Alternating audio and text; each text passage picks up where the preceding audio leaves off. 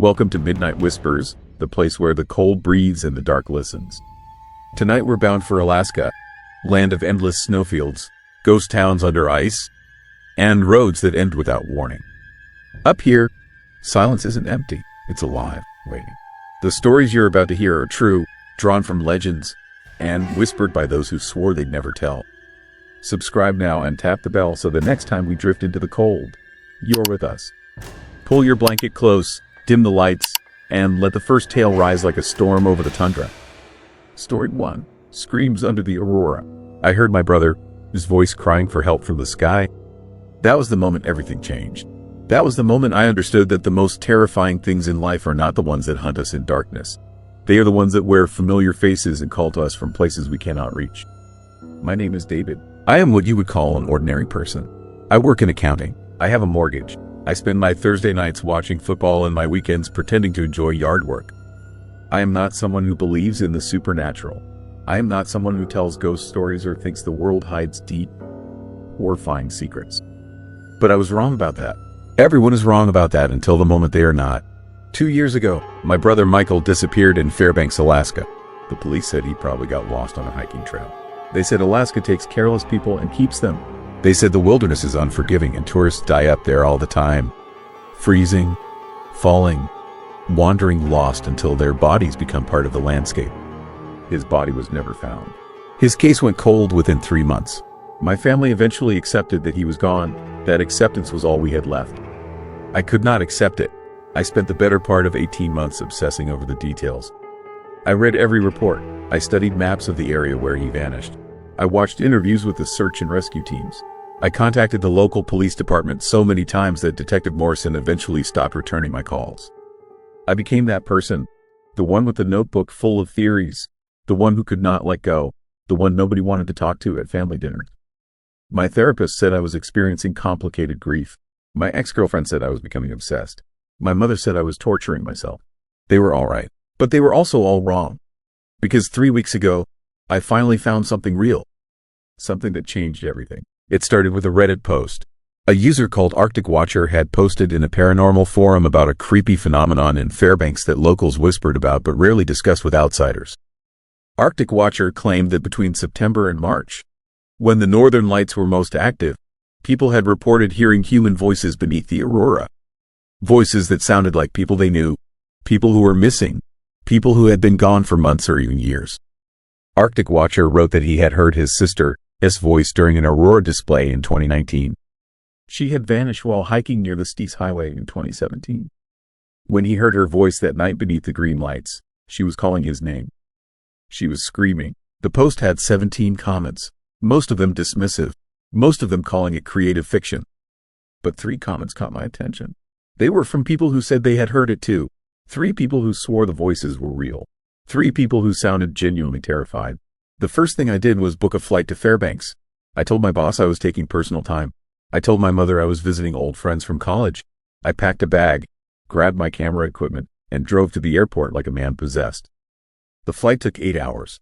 During those 8 hours, I practiced breathing exercises and told myself I was not crazy, that I was not wasting time and money chasing ghost stories, that I was doing something real to find answers about my brother. When the plane touched down in Fairbanks, the temperature was 18 degrees below zero. The airport was small and quiet. The sky was a bruised purple, twilight territory where day and night merge into something otherworldly. The air felt different than other places I had visited, thinner somehow, as if the atmosphere had been stretched and aged and emptied of something essential. I rented a car and drove through the empty streets toward the downtown area, passing closed shops and bare trees that looked like skeletal fingers reaching toward the polluted sky. I checked into a motel called the Aurora Inn, which seemed either perfectly ironic or perfectly ominous, depending on your perspective. The owner was a weathered man in his 70s named Walter.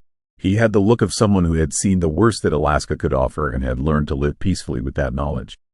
When I paid for 3 nights in cash, he barely looked at me. When I mentioned I was interested in the northern lights, he actually looked up from his desk and studied my face for a long moment.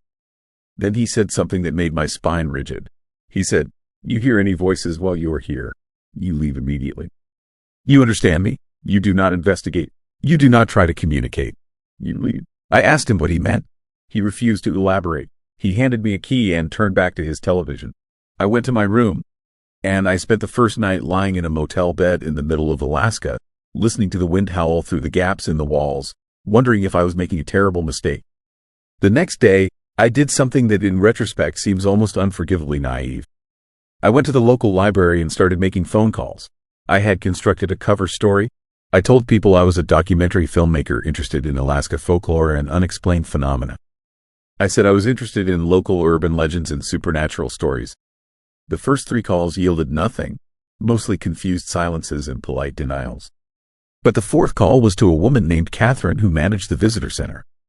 Catherine was guarded at first, but when I mentioned the Aurora Voices, something shifted in her tone.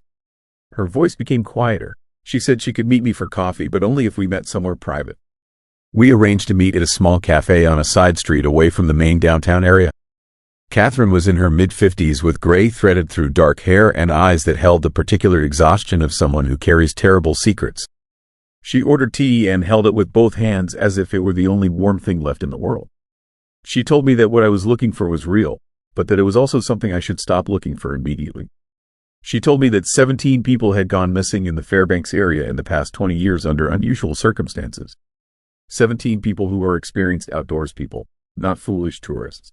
17 people whose disappearances did not fit normal patterns. Some had vanished during clear weather. Some had gone missing in areas with heavy search efforts, areas that were searched thoroughly and found to contain nothing. Catherine said that locals had developed a theory, a terrifying theory. They believed that the northern lights were not what we thought they were. They believed that the aurora was somehow connected to the disappearances. They believed that during certain aurora displays, something was calling out from the lights, something that sounded like missing people, something that was luring relatives to the wilderness to vanish as well. She said that every person who had actually investigated the phenomenon, who had actually gone out into the dark to try to find the source of the voices, had either vanished or returned deeply disturbed, never quite the same again. I asked her for names. She refused to give me names. I asked her for any evidence. She said that evidence was the problem. Nobody had ever captured evidence. Nobody had ever recorded the voices or photographed anything unusual. Every attempt to document the phenomenon had failed. It was as if the aurora knew when people were trying to prove it existed and deliberately refused to perform. Before I left the cafe, Catherine grabbed my wrist. She was shaking. She told me that she had heard her daughter's voice beneath the lights in 2011. Her daughter had been missing for 6 months when Catherine heard her calling. Catherine had almost gone out into the dark to follow the sound, but a friend had stopped her, had physically restrained her, had forced her back inside. She said she had spent the rest of her life grateful for that restraint, but also haunted by the knowledge of what she had not done, of what she might have been able to tell her daughter before the lights took her away forever. I left the cafe feeling sick and terrified and absolutely certain that I needed to experience the phenomenon myself. That night, I checked the aurora forecast. The prediction was for high activity. A massive solar storm was building. Conditions would be optimal between midnight and 3 in the morning. I gathered my equipment, camera, thermal imaging device, audio recorder, and prepared myself mentally for what I might encounter. At 11:45, I drove out of Fairbanks toward a remote overlook I had researched, a place called Cleary Summit where there were few lights and a clear view of the northern sky. The darkness was so complete that it felt like driving through the void. My headlights seemed weak and insignificant against the black. The road was empty. The world felt emptied of everything except cold and darkness and the faint hum of my engine. I parked at the overlook and sat in the car with the heat running, watching the sky. At first, nothing, just stars, so numerous and so bright that they seemed almost angry in their intensity. Then, at 12:17, the lights began. They started as a faint greenish glow on the horizon, a subtle shimmer that you might mistake for distant city lights if you did not know better. But then they moved. They rippled across the sky with the fluidity of something alive, something conscious, something aware. The green deepened and spread. Waves of luminescence rolled overhead in patterns that seemed almost purposeful. The lights began to pulse, to breathe, to bend and twist in ways that made my head hurt to watch. The aurora was utterly beautiful and completely terrifying. I set up my camera on a tripod and started recording. I positioned my audio recorder several feet away. I sat on the hood of my car and waited, my heart pounding so hard I was certain the aurora could hear it. The lights continued their dance. and I felt something shifting inside my chest. A pressure, a heaviness, a sensation of being watched by something so alien and so immense that my mind struggled to process it. Then I heard it. It was Michael's voice. Not a version of Michael's voice filtered through memory and time. His actual voice, exact and perfect and terribly, impossibly present. He was calling my name. He was asking me why I had taken so long to find him. He was asking me to come closer, to look up at the lights, to understand that he was there, that he was waiting, that he had been waiting in the green lights for so long. I stood up on the hood of my car, and I did something unforgivably stupid. I called back to him. I shouted his name into the darkness. I told him I was here. I told him I had come to bring him home. I promised him that I would find a way to save him. My voice sounded small and insignificant against the vast silence of Alaska. But I kept screaming, kept calling to my brother in the Aurora, kept promising rescue to someone I knew, with absolute certainty, was already dead. The lights responded. They accelerated. They brightened. They descended closer to the earth, so close that I could almost feel their heat, their energy, their presence. The green became more intense, almost violent, almost hungry. And beneath the lights, I heard not just Michael's voice, but others, dozens of others, all calling, all screaming, all asking for help. I heard a woman's voice calling for someone named Robert. I heard a man's voice begging to come home. I heard a child's voice, and this is the part that still makes me physically ill, crying for their mother. All of them desperate, all of them trapped, all of them calling from somewhere I could not reach and could not save. I realized then what was happening. The Aurora was not calling to pull more people in. The Aurora was calling because it was full. It was crowded with the voices of everyone it had taken. 17 years of missing people had accumulated beneath those lights, and they were all screaming together, all reaching out through the only medium available to them, sound that traveled through a darkness so complete it was almost solid. And they were calling specifically to people who were connected to them, to relatives and loved ones, because those were the people most likely to answer, most likely to leave their homes, most likely to venture out into the terrifying night and disappear themselves. I climbed down from the hood of my car. I was crying. I was terrified. But more than that, I was angry. I refused to join my brother in whatever nightmare existed beneath those lights. I refused to feed the Aurora with my own disappearance. I drove back to Fairbanks, and I did not look at the sky again. I checked out of the Aurora Inn the next morning without saying goodbye to Walter. I caught a flight that afternoon and returned to my home. But here's the thing about horrifying knowledge. Once you possess it, you cannot simply forget it. I have spent the 2 weeks since my return to Fairbanks trying to understand what I experienced. I have listened to the audio recordings I made that night, and here's what frightens me most. The recorder captured nothing. No voices, no lights, no sound at all except my own voice, calling desperately into the darkness for a brother who was no longer of this world. This means that what I experienced was entirely internal. The Aurora did not produce those voices. My mind did.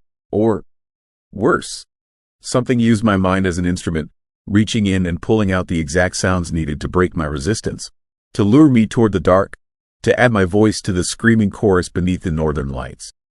I have learned, through contacts I made in Fairbanks, that the voices follow a pattern. They come during the brightest Aurora displays. They target people with missing relatives. They get progressively more insistent, more terrifying, more impossible to ignore.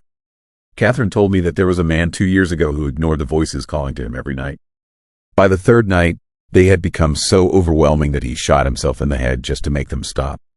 I believe that my brother is still alive somewhere beneath those lights. But I also believe that whatever is keeping him alive is not keeping him in any version of life that resembles existence as we understand it. I believe that Michael is screaming. I believe that he will continue screaming, along with all the others, for eternity, or until something equally terrifying comes along to replace him. Most terrifying of all, I have realized that I am changing. I find myself during winter evenings drawn to clear skies. I find myself hoping for aurora activity. I find myself, when I am alone in my apartment, playing audio files of wind sounds and distant voices. I am being called slowly, carefully, deliberately. The Aurora is patient. The Aurora knows that I will eventually answer. The Aurora understands that losing my brother means I now have a part of me that wants to join him, a part of me that would welcome the darkness, a part of me that might, one winter night when the lights are green and bright and beautiful, finally step outside and disappear. The screaming has not stopped. It happens in my dreams now. Every night, I hear all 17 of them calling. I hear Michael most of all. And sometimes, when I am very tired, I hear my own voice among them, a future version of myself, already claimed by the lights, calling backward through time to my past self, begging me to stop resisting, to embrace what is inevitable, to understand that in Fairbanks, beneath the northern lights, there is a waiting darkness that is patient enough to claim us all. I am telling you this story because I need you to understand something. If you ever find yourself in Fairbanks during Aurora season, if you find yourself standing beneath those beautiful, impossible lights, and if you hear a voice calling to you, a voice of someone you love who is gone, who is missing, who is dead, do not answer. Do not follow. Do not try to save them. Because there is nothing beneath those lights but screaming, and the screaming is contagious, and the Aurora is always hungry for more. My brother's waiting there. 17 other people are waiting there. And very soon, I suspect I will be waiting there too. So I want to ask you this question, and I need you to answer it honestly in the comments below. If you heard the voice of someone you loved, someone you had lost, calling to you from somewhere beautiful and impossible, would you have the strength to ignore it? Or would you, like me, like Michael, like all the others beneath the northern lights of Fairbanks, eventually answer the call? Story 2. Cabin that wasn't. There, I need to tell you something that happened to me 3 years ago in the Wrangell Mountains of Alaska. Something that made me quit my job as a park ranger after 12 years of service. Something that still keeps me awake at night, listening for sounds that shouldn't exist. The official report I filed was sealed within 48 hours. They told me to forget what I saw. But you forget something like this. You just learn to live with the fear. It started on a routine winter patrol in January. The kind of cold that makes your breath freeze before it leaves your mouth. I was checking the backcountry trails near the northern boundary, where nobody goes this time of year. Just me, my GPS, and 40 miles of frozen wilderness. The kind of place where you can scream and nobody will hear you. Where you can disappear and nobody will find you until spring, if ever. I saw the smoke first, a thin gray line rising through the trees about half a mile off the main trail. This was wrong, deeply wrong. Nobody camps out here in January. The temperature was sitting at -20 degrees. Frostbite takes minutes. Hypothermia takes hours. Death takes a day, maybe 2 if you lucky. But that smoke kept rising, steady and deliberate, like someone was tending a fire. Like someone was home. I radioed it in, documented the coordinates, and started moving toward it. My training kicked in automatically.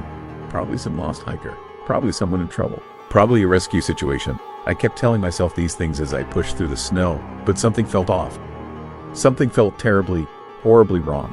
The cabin appeared suddenly through the trees. Not gradually, the way normal things appear when you re-walking. One moment there was nothing but white snow and dark pines, and the next moment there it was. A small log structure, maybe 15 feet by 20 feet, with a stone chimney pumping out that gray smoke. Light glowed warm and yellow through a single window. The snow around it was trampled and disturbed, like someone had been living there for weeks. I stopped about 30 yards away, my heart pounding in a way that had nothing to do with the cold. The cabin looked old but well-maintained. Hand-cut logs, moss-chinked seams, a style of construction I hadn't seen used in 50 years. But the wood looked fresh. The roof was solid. This wasn't some abandoned prospector shack from the gold rush days. This was a lived-in home. I called out, identified myself as a park ranger, asked if anyone needed assistance. My voice sounded small and weak in that vast white silence. Nobody answered, but I could hear sounds coming from inside. The creak of floorboards, the scrape of something being dragged, the whisper of movement just behind that glowing window. Every instinct I had was screaming at me to leave, to mark the location and come back with backup. But my training said check for injuries, check for distress, make sure nobody needed immediate help. So I moved closer, my boots crunching too loud in the snow, my breath coming in short, frightened gasps that had nothing to do with the altitude. The door was solid wood with old-style iron hinges. No lock, no handle, just a simple latch that lifted easily under my gloved hand. I pushed it open slowly, my flashlight raised, my radio ready. The warmth hit me first. Real heat, the kind that makes your frozen skin burn and sting. Then the smell, wood smoke and coffee and something cooking. Something that smelled like home. The interior was impossible. A wood stove glowing red and hot. A table set with 2 plates and 2 cups, steam rising from both. A bed in the corner, the blankets still rumpled like someone had just gotten up.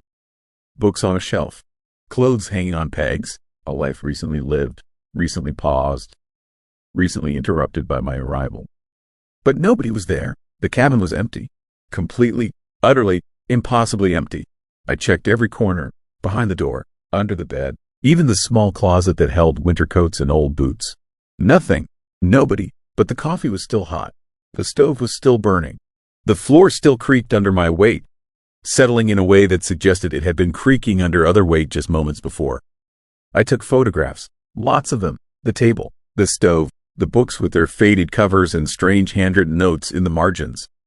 A calendar on the wall showing dates from 1952. A radio that looked like it belonged in a museum.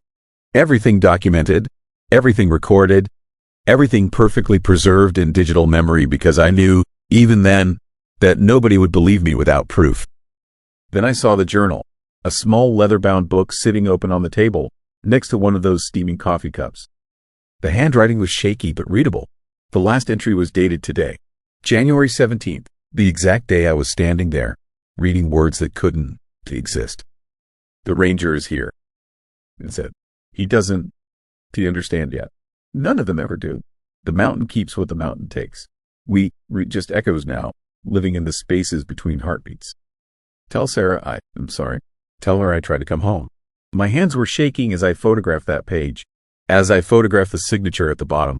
James Mitchell. A name I knew. A name every ranger in Alaska knew.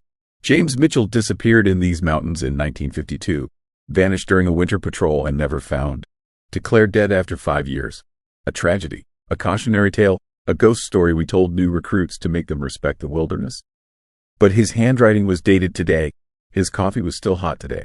His cabin was warm and lived in today. I grabbed the journal, shoved it in my pack, and ran. Something about that place had shifted from eerie to actively terrifying. The air felt thick. The light felt wrong. The shadows in the corners looked too dark, too deep, too much like they were moving when I wasn't looking directly at them. I burst out the door and stumbled through the snow, my breath coming in panicked gasps, my mind screaming things that made no rational sense but felt absolutely, horrifyingly true. I didn't look back. Not once. I just ran until I reached the main trail, until I could see my truck in the distance, until the cabin was hidden behind trees and terrain in enough distance to feel almost safe. I drove straight to the ranger station, burst into my supervisor's office with the journal and the photographs and a story that sounded insane even as I was telling it.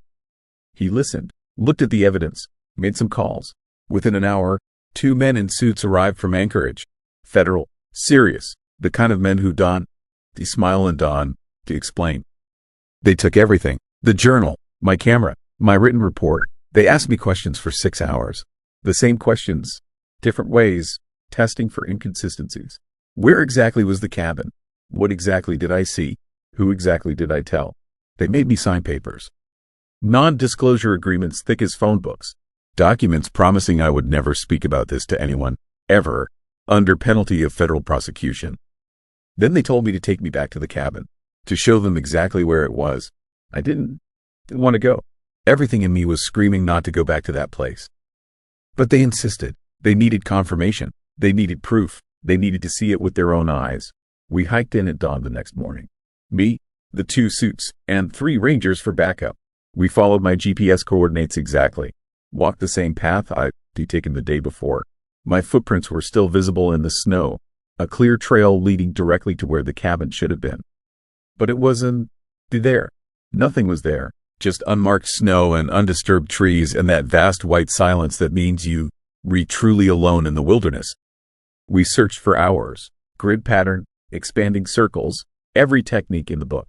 We found nothing. No cabin, no footprints except mine. No smoke, no warmth, no evidence that anything had ever existed in that space except frozen earth and ancient pines. My footprints walked up to a spot, circled around nothing, and walked away. Like I'd been standing in the snow, staring at empty air, talking to ghosts. The suits looked at me differently after that. Like I was unreliable, like I was crazy, like I wasted everyone's time with a story that had no proof, no evidence, no rational explanation. They didn't say it out loud, but I could see it in their eyes. They thought I imagined everything, that the isolation and the cold had done something to my mind. But I know what I saw. I know what I felt. I know what that journal said, in handwriting that matched perfectly with James Mitchell's signature from 70 years ago. I know that cabin was real, even if it wasn't there the next day. Even if it exists in some space outside normal time, outside normal reality, outside the rules that govern the world we think we understand. I quit 3 months later. Couldn't to stand being in those mountains anymore. Couldn't to stand the way every shadow looked like a cabin that shouldn't to exist.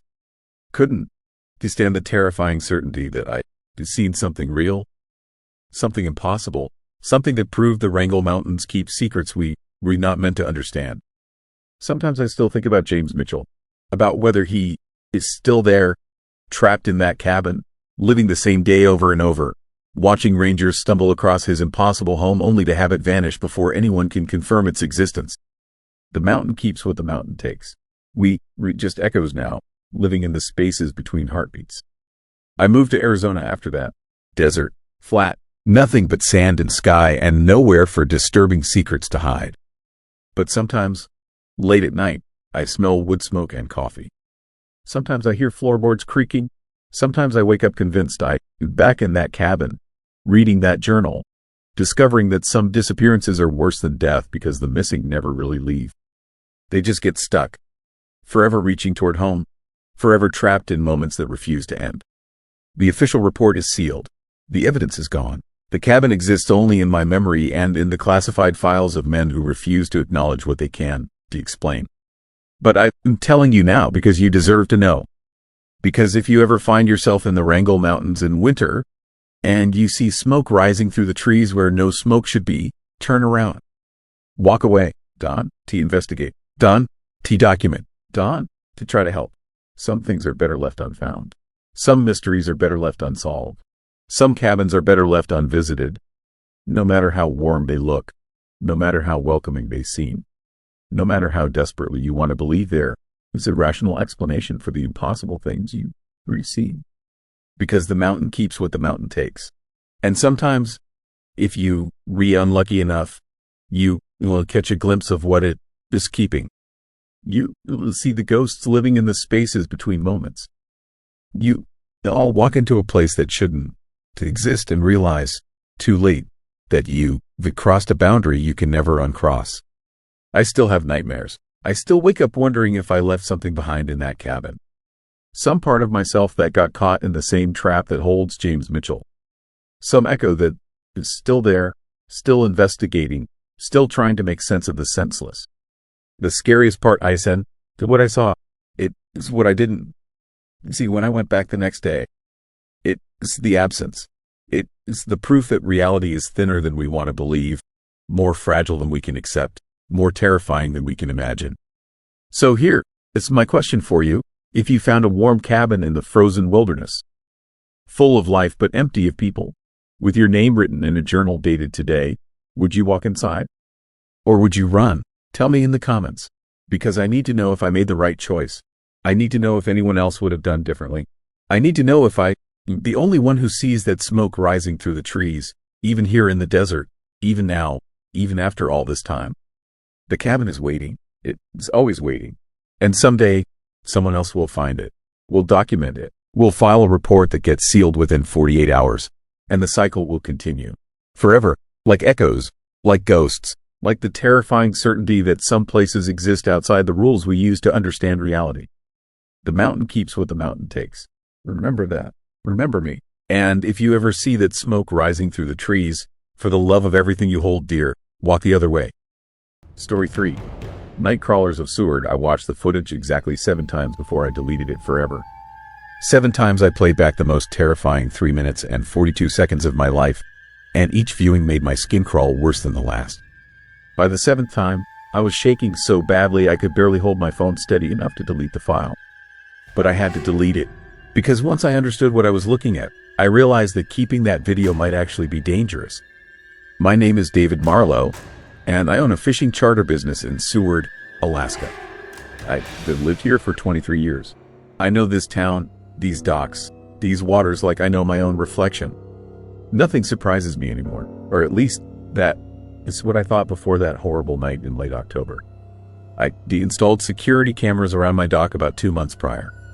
Nothing fancy, just standard CCTV equipment to deter theft. Seward is a beautiful place, but like everywhere, we have problems with people stealing equipment from boats and sheds. I had 4 cameras positioned around my property, all feeding to a digital recorder in my office. I barely checked the footage. Most nights nothing happened, just empty docks, dark water, the occasional delivery truck passing by on the street above. Then came October 23rd. I arrived at my office around 7 in the morning to find something unsettling. My computer was still running, but the screen was dark, and the security system display was showing an error message. This had never happened before. I am not particularly tech savvy, but I know enough to restart things when they freeze. I rebooted the system, and after about 5 minutes, everything came back online normally. No explanation for the crash, no error logs that told me anything useful. The system just showed everything was operating perfectly now. I didn't think much about it until later that afternoon when I decided to review the previous night's footage. Just routine checking, something I should have done every single morning but usually didn't bother with. I was scrolling through timestamp after timestamp of empty dock footage when I noticed the timestamp jump. At 2:47 a.m., the footage showed my dock completely empty, lit up by the pale glow of my security lights. At 3:02 a.m., the next available footage showed, well, at first I couldn't quite process what I was looking at. Something was fundamentally wrong with that image. The recording quality was worse, almost degraded, like it had been corrupted slightly. And the dock wasn't empty anymore. There were figures on my dock. Multiple figures. At least I think there were multiple. The grainy, degraded quality made it difficult to count them precisely, but I could see at least 3 distinct shapes, possibly 4. They were pale, impossibly pale. Their skin seemed to glow faintly, almost phosphorescent in the darkness. And they were moving in a way that made my stomach turn. They weren't walking. They weren't crawling on all fours like normal people would crawl. What I was watching was something else entirely, something unsettling and horrifying. They were moving with their bodies extended horizontally, their limbs bent at angles that didn't match human anatomy. Their movements were fluid and jerky at the same time, like they were learning how to use their bodies, like they were practicing. One of the pale figures dragged itself across the wooden dock toward my boat, its movements leaving a glistening trail behind it. I realized I was holding my breath. I forced myself to exhale, to take a breath, to process what I was actually seeing. This had to be some kind of prank. Someone in strange makeup, moving in an intentionally eerie way to scare me. But even as I thought that, I knew it wasn't true. There was something fundamentally wrong about what I was watching, something that made my ancient brain, the part that remembers when humans weren't safe in the world, scream at me to be afraid. The video was corrupted from beginning to end, pixelated, degraded, but I could see enough. The pale figures were examining my dock, my boat, the equipment stored in the nearby shed.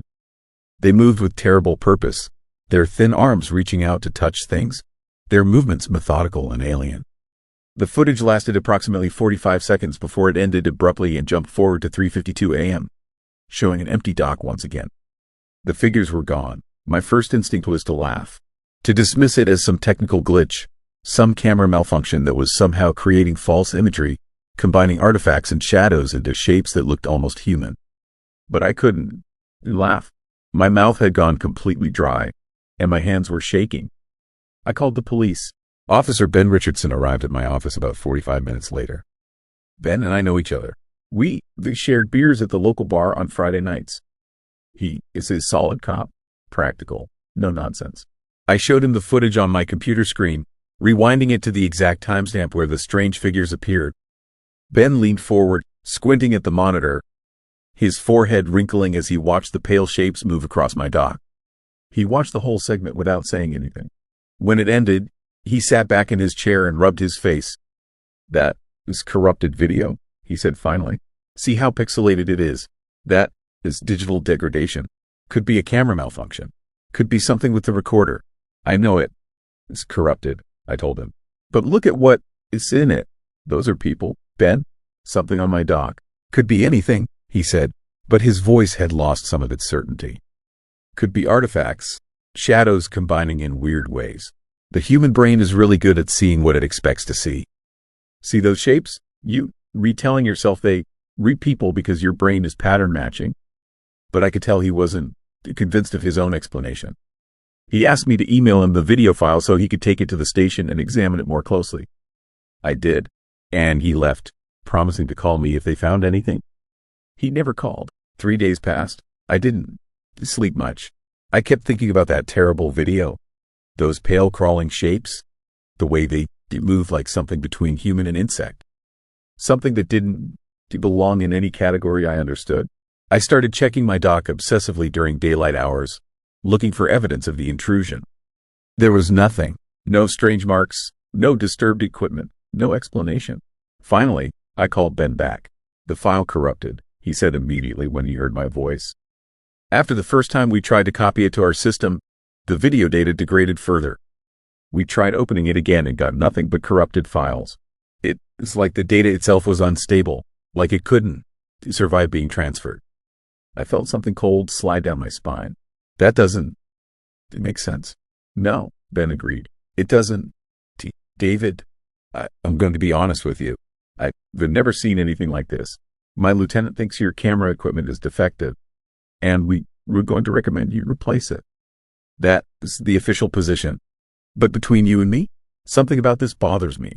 I've been a cop for 19 years. I know what I'm looking at, and that wasn't a camera glitch. After we hung up, I sat in my office staring at my computer screen. The security footage was still there on my hard drive. I could delete it, pretend it never existed, replace my cameras and move forward. But I needed to understand what I'd seen. I needed to know if I was losing my mind. I started researching online. CCTV equipment failures, corrupted video files, paranormal investigations. The more I dug, the more I found. And then I found it, a forum post from 2019. A fisherman in Petersburg, Alaska, about 200 miles south of Seward. He captured similar footage. Pale figures, moving strangely, filmed on CCTV. The video had corrupted when he tried to show police. The post had been deleted, but someone had quoted it in the comment section before deletion. The original poster had written, "Whatever it is on that dock, it doesn't want to be recorded. Or it can be recorded properly. Like it exists in a different way than we do. Like cameras heard it." I found another post, this one from Juneau. Another fisherman, same story. Disturbing footage, corrupted files, CCTV that captured something it shouldn't have been able to capture. And then I found an archived article from a local Alaska news site. October 2015. The headline made my blood freeze. Missing persons alert. 4 hikers vanish near Seward. Search and rescue baffled. The article detailed how 4 experienced hikers had gone missing in the mountains near Seward. They'd been reported missing when they didn't return from a 3-day backpacking trip. The search and rescue teams found no trace of them. No bodies, no gear, nothing. The article quoted one of the rescue coordinators saying it was like the hikers had simply vanished from the earth. October 2015. That was 8 years before my footage. I spent the next week obsessively checking my dock at night. I started sleeping in my office, watching my security monitors, waiting to see if the pale figures would return. Every night was the same. Empty docks, dark water, nothing. But I couldn't shake the feeling that something had changed. Something had come to my dock for a reason. Something was watching. Something was waiting. Then I noticed something in my dock equipment. One of my fishing nets had a strange substance on it. A glossy, translucent residue that smelled like nothing I'd ever encountered before. Not quite salty, but with an ocean-like quality. Almost oily. It came off on my gloved hands, and when I rubbed my fingers together, it felt slightly warm despite the October chill. I wore that residue on my hands for 10 minutes before I washed it off obsessively in the bathroom. That same night, I checked my security footage and saw something that made me understand the true nature of my terrifying situation. The footage showed the pale figures again, 2 of them this time, crawling across my dock at 3:15 a.m. But the quality of the recording was different. It wasn't degraded or corrupted. It was crystal clear. I could see them almost in perfect detail. Skin that was too pale, almost translucent. Long limbs that bent in ways human limbs shouldn't bend. Their heads were small, almost disproportionate to their bodies. And their eyes, I could see their eyes. They glowed faintly, a dull phosphorescent blue, and they were staring directly at my camera. No, that is not right. They weren't looking at the camera. They were looking through the camera, looking at me, across 8 feet of cable and circuitry and electrical connection. Those things were staring directly into my eyes. I deleted the footage immediately. Didn't bother trying to copy it or archive it. Just selected the file and sent it to the trash bin and then permanently deleted it. My hands were shaking so badly I could barely use the mouse. But before I deleted it, I saw something else in that footage. In the background, partially visible in the corner of the frame, there was a figure standing in the water about 30 feet from my dock. Standing upright. Standing like something with human shape and intention. Standing like something that had learned how to stand. Its thin arms hung at its sides, and its small head was tilted as if in consideration. I've come to understand something terrifying over the past few weeks. I've pieced together a nightmare that feels impossible but also feels completely, absolutely real. Whatever these things are, they were not trying to break into my shed or steal my equipment. They were not interested in my material possessions at all. What they were doing is something far worse. They readapting. They relearning how to move like us, how to exist in our world, how to become real in our reality. The 4 hikers from 2015. I think I know what happened to them. I think they were the first successful adaptation. I think the pale figures were studying them, learning from them, until those 4 hikers stopped being entirely human and became something else. Something that could crawl on docks at 3 in the morning with impossible limbs and glowing eyes. The terrifying part is that the figures are getting better at it. The first time I saw them, they moved like things learning to use unfamiliar bodies. But each subsequent viewing showed improvement, better coordination, more purposeful movement. They were not just learning, they were succeeding. I've been having strange dreams lately. Dreams where I am in the water near my dock, and something pale and thin is approaching me with open arms. Dreams where my skin is cold and translucent and my limbs bend in ways they shouldn't. Dreams where I am starting to understand the language these things speak, a language made of pressure and sensation rather than words. Last night, I found another glossy residue on my bedroom wall, 8 feet up, as if something had crawled across my wall while I slept. I haven't been sleeping well since. I am writing this as a warning. There's something in the waters near Seward, something that feeds on human contact, something that learns from us and becomes more human with each encounter. The CCTV footage isn't corrupted because the cameras malfunction. It is corrupted because these things exist in a space between our reality and somewhere else, and recording them damages the integrity of the digital data somehow. They reteaching themselves how to cross over completely, teaching themselves how to stop being the pale night crawlers of the docks and start being something that can walk among us during daylight. I am selling my fishing business. I am leaving Seward. I am going to a place where there are no docks, no deep water, no place for these things to emerge from. And I am telling you this because I need someone else to understand. I need someone else to know what is happening. And most importantly, I need to ask you something because I think I am starting to forget the answer myself. Can you remember what it felt like to be completely human? Can you remember a time when your skin felt warm, when your limbs bent in the correct directions, when you didn't dream about deep water and pale fingers reaching for your throat? If you can, do remember anymore, don't worry. Something in Seward is going to help you forget completely. And I think it has already started looking for more students. So here is my question for everyone listening. Have you ever found strange residue on your walls or body that you couldn't explain? Have you ever had dreams about the ocean that felt more like memories than fantasies? Tell me in the comments below, because I need to know if this is still just happening here in Seward, or if these things are already spreading. Story 4. Apartment that rearranges itself. Have you ever woken up in the middle of the night and known, absolutely known, that something in your home has changed? That feeling crawled over me every single night for 3 months in an apartment building in Anchorage, Alaska. An apartment where the walls move when you were not looking, where doors appear and disappear, where reality itself seems to shift and breathe like a living thing. I need to tell you this story because what happened to me could happen to anyone. And because I am terrified it's still happening, even now, even after I escape. The building sits on East 5th Avenue, a gray concrete structure from the 70s that looks exactly like 100 other apartment complexes in Anchorage. Nothing special, nothing memorable, just cheap rent in a city where cheap rent is hard to find. I moved in last September, hauling my furniture up 3 flights of stairs to apartment 3C. A 1-bedroom with decent light and a view of the parking lot. Normal, safe, forgettable. The first night, I arranged everything carefully. My couch against the west wall, facing the television. My bed in the bedroom, positioned so I could see the door. My kitchen table under the window. I'm particular about these things. I like order. I like knowing where everything belongs. I took photos of each room on my phone before bed, the way you do when you re-documenting a new place, capturing that fresh start feeling. When I woke up the next morning, my couch had moved. Not dramatically, just 6 inches to the left. 6 precise inches, like someone had measured the distance carefully, deliberately, with a purpose I couldn't understand. I stared at it for 10 minutes, trying to convince myself I placed it there originally. That my memory was playing tricks. That moving stress had confused my sense of spatial awareness. But I knew, deep in that animal part of your brain that recognizes danger before your conscious mind catches up, I knew something was terribly, horrifyingly wrong. I checked the photos on my phone. The couch was definitely against the wall in the pictures. Definitely 6 inches to the right of where it sat now.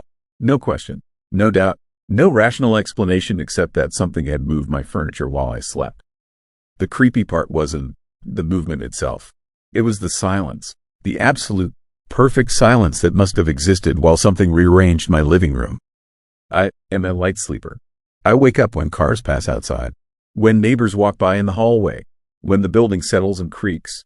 But I heard nothing, felt nothing, slept through the impossible like I'd been drugged. I told myself it was an earthquake. Alaska gets earthquakes all the time. Maybe a small tremor had shifted things while I slept through it. Maybe the building had settled on its foundation. Maybe there was a perfectly logical, perfectly boring explanation that had nothing to do with the cold fear spreading through my chest. The second night, I moved the couch back, measured the distance with a tape measure, took more photos, drew a chalk mark on the floor to show exactly where the legs sat. Then I barely slept, jerking awake at every sound, every creak, every whisper of movement in that eerie darkness that fills apartments in the dead hours between midnight and dawn. Morning came. The couch had moved again. Different direction this time, rotated 15 degrees clockwise. The chalk marks were undisturbed, but the furniture had definitely shifted, definitely changed position, definitely moved while I lay there in the next room, eyes closed, vulnerable and unaware. But that wasn't the worst part. The worst part was the door. There was a door in my living room that hadn't been there the night before. A narrow door set into the west wall, right where my couch had originally been positioned. Dark wood with a brass handle, old-fashioned, out of place, impossible. I stood frozen in my kitchen, staring at that door, my coffee cup shaking in my hands. That wall had been solid yesterday. I hung a picture there. I leaned against it while talking on the phone. It was a wall, not a doorway, not a passage to somewhere else. I called my landlord, left 3 messages that went unanswered, knocked on my neighbors' doors, but nobody answered at 7 in the morning.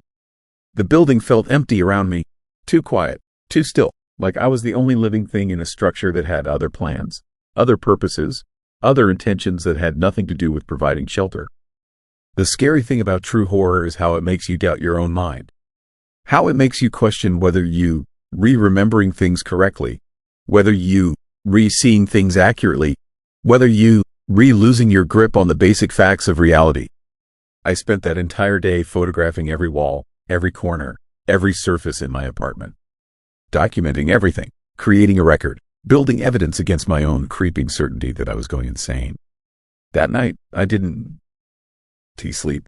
I sat on my couch with every light on, watching that impossible door, waiting for something to happen.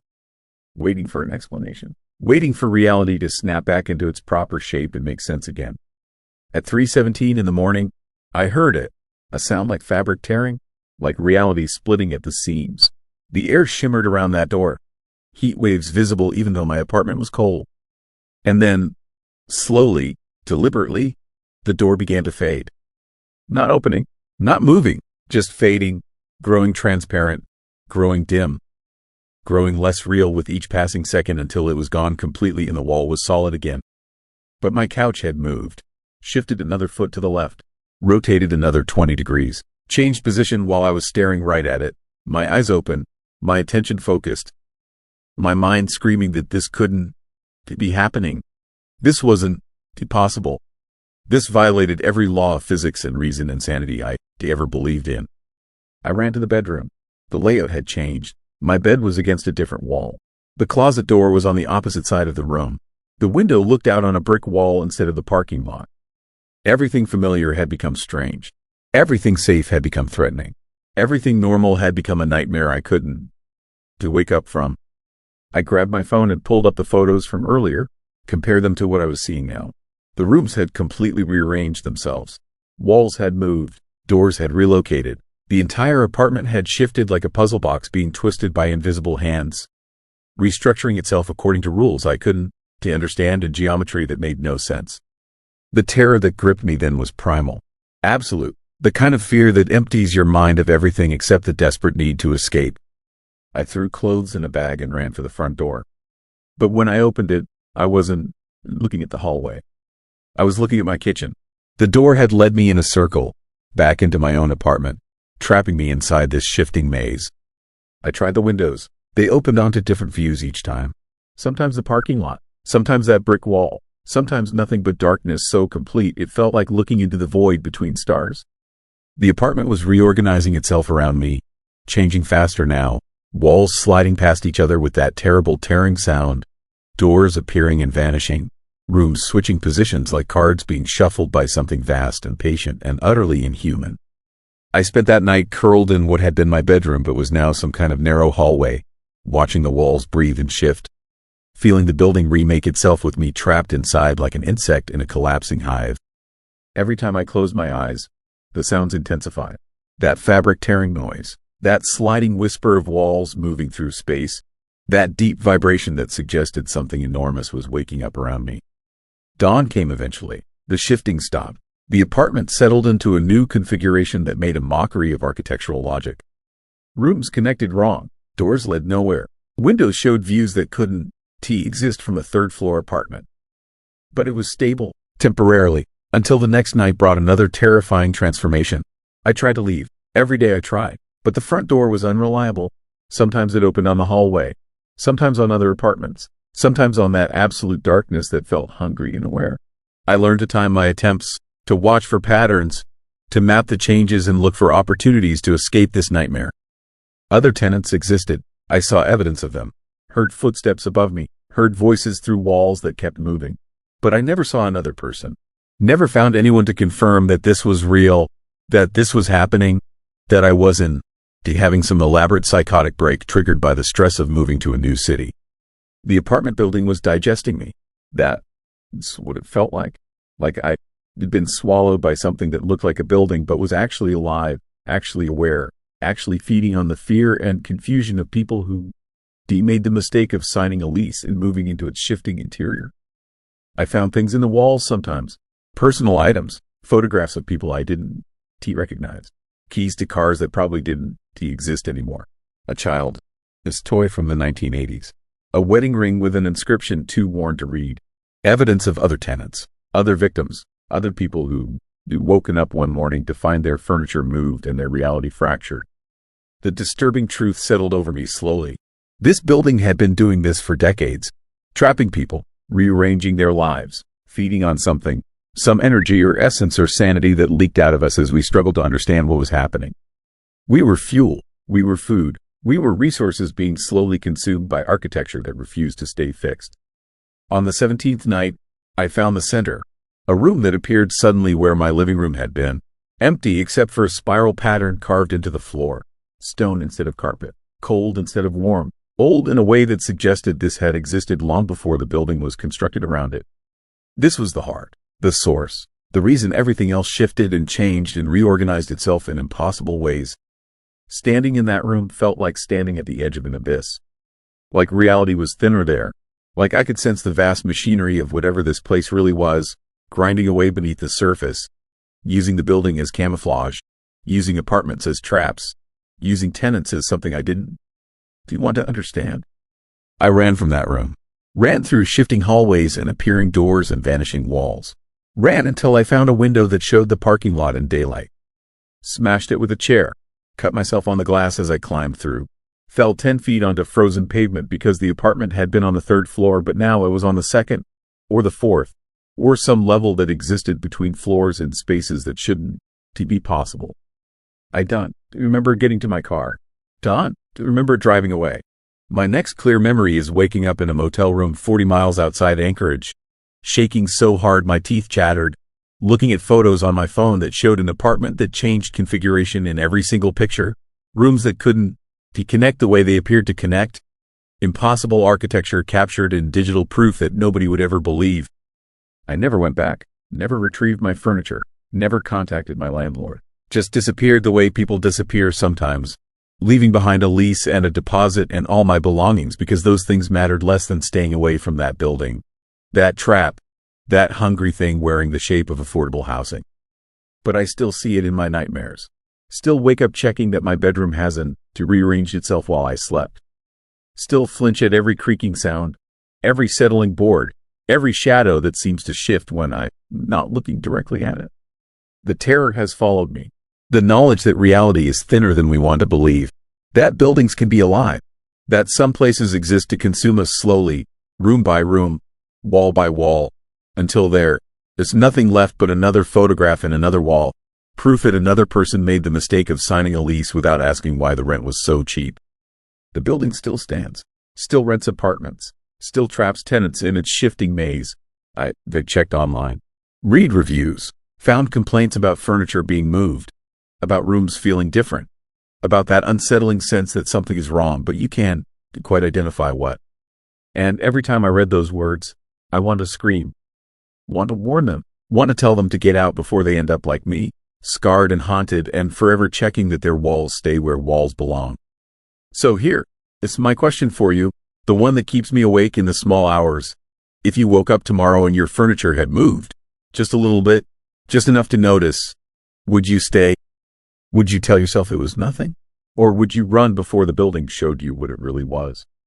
Write your answer in the comments, because I need to know if anyone else understands, if anyone else has lived through something that can be explained. If anyone else escaped from the apartment that rearranges itself, or if I am alone with this horrible knowledge, this chilling certainty that some addresses should never be written down, some leases should never be signed, some buildings should be left empty and avoided and forgotten before they remember that they hungry.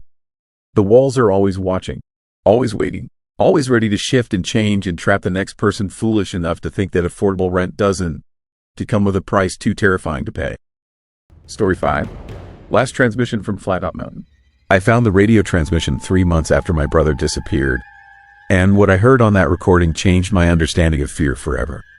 My name is Sarah, and I need to tell you what happened on Flattop Mountain in Colorado because someone needs to know the truth. Someone needs to understand that the most terrifying experiences are not the ones that happen in darkness. They are the ones that happen in broad daylight, with witnesses all around, with nowhere to run and nowhere to hide, and with something invisible stopping you from even looking at what is killing you. My brother James was a hiking enthusiast. He was the kind of person who spent his weekends exploring trails across the Rocky Mountains, documenting his adventures on his YouTube channel, and sharing his passion for the outdoors with thousands of followers who trusted him to be safe, to be responsible, to be the kind of guide who would make good decisions. James had hiked Flattop Mountain dozens of times. He knew the trail better than the park rangers knew it. He had a GPS system, a satellite messenger, and a radio that connected directly to search and rescue. He was as prepared as any hiker could possibly be. On a Tuesday in September, James went up Flattop Mountain for what was supposed to be a simple day hike. He broadcast his ascent on his personal radio channel as he always did. At 8:47 in the morning, he reported reaching the trailhead. At 9:15, he transmitted that he was making good time, that the weather was perfect, that visibility was unlimited. At 9:42, he radioed that he was about 2,000 feet up the mountain, that he had passed the tree line, and that the view was becoming increasingly spectacular. These transmissions were routine. They were exactly what anyone would expect from James on any normal hiking day. Then, at 10:03, something changed. His next transmission started normally. James was reporting his position and his altitude, but then his voice changed. It became strained. It became wrong. I did not hear this transmission live, but I have listened to the recording so many times that I can recite it word for word. His voice was tight with fear, but he was trying to hide it. He said, "Position check. Elevation 9,000 feet. Weather still clear." Continuing ascent. But then there was a pause. A long, unsettling pause. And I heard it in the background, the sound of heavy breathing. Not James was breathing. Something else was breathing. Something that sounded like it was coming through a filter, or from very far away, or from somewhere that breathing sounds did not belong. My hands were shaking the first time I heard that sound. James continued with his transmission, and his voice was now unmistakably afraid. He said, "Standing by for next update. We'll transmit in 30 minutes. But there was something else in the background, something that made the hair on my arms stand straight up. There was a whisper. It was so faint that you almost could not hear it, but it was definitely there. The whisper said, "Don, to look up." That was it. That was the last complete transmission from James. The next transmission came 4 minutes later, and it changed everything. I can only describe it as chaos captured in audio form.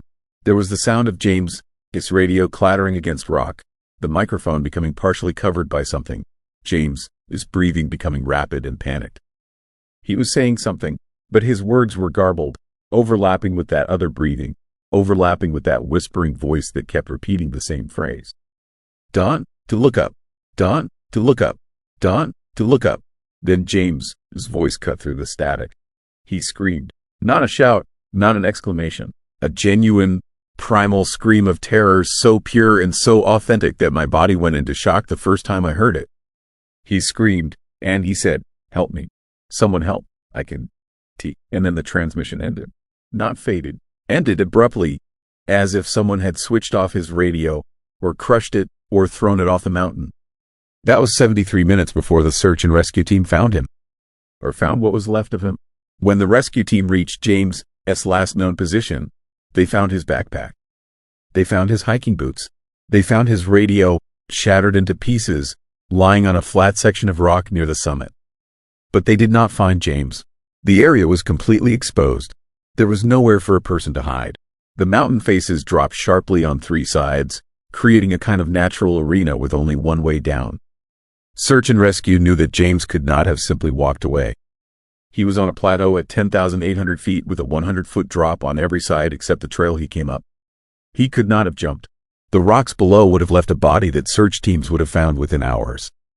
James had simply vanished. The official report said that James must have suffered a severe psychological break, that he must have deliberately jumped from the mountain, and that his body had been carried away by wildlife or had fallen into a crevasse too deep for immediate discovery.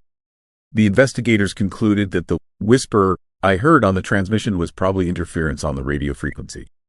They said the heavy breathing was likely James, his own breathing, distorted by fear and panic. They said the screaming was a terrible tragedy but not uncommon among people experiencing suicidal ideation in remote locations. My parents accepted this explanation because they had no other choice. I could not accept it. I spent weeks obsessing over the radio transmission. I had it professionally cleaned and enhanced by an audio specialist I hired privately. I isolated the different frequencies. I removed the background noise. What I discovered was that the whispering voice did not belong to James. It was lower. It was older. It sounded almost skeletal, as if it was coming from something that barely had lungs left. And the heavy breathing was not panicked human breathing. It was rhythmic. It was deliberate. It was something else entirely. I began researching Flattop Mountain obsessively. I read every account of hikers who had gone to the summit. I looked for patterns in disappearances or accidents, and I found something that made my blood go cold. There were 17 reports over the past 30 years of hikers on Flattop Mountain experiencing the same terrifying phenomena. They reported seeing nothing wrong, but hearing voices. They reported feeling watched by something invisible. They reported transmitting messages about strange breathing and unsettling whispers. And every single one of these hikers had described the exact same phrase being whispered to them, the exact same message. Don, to look up. Not one of these 17 hikers had ever been harmed while they were on the mountain, but all 17 of them reported the phenomenon.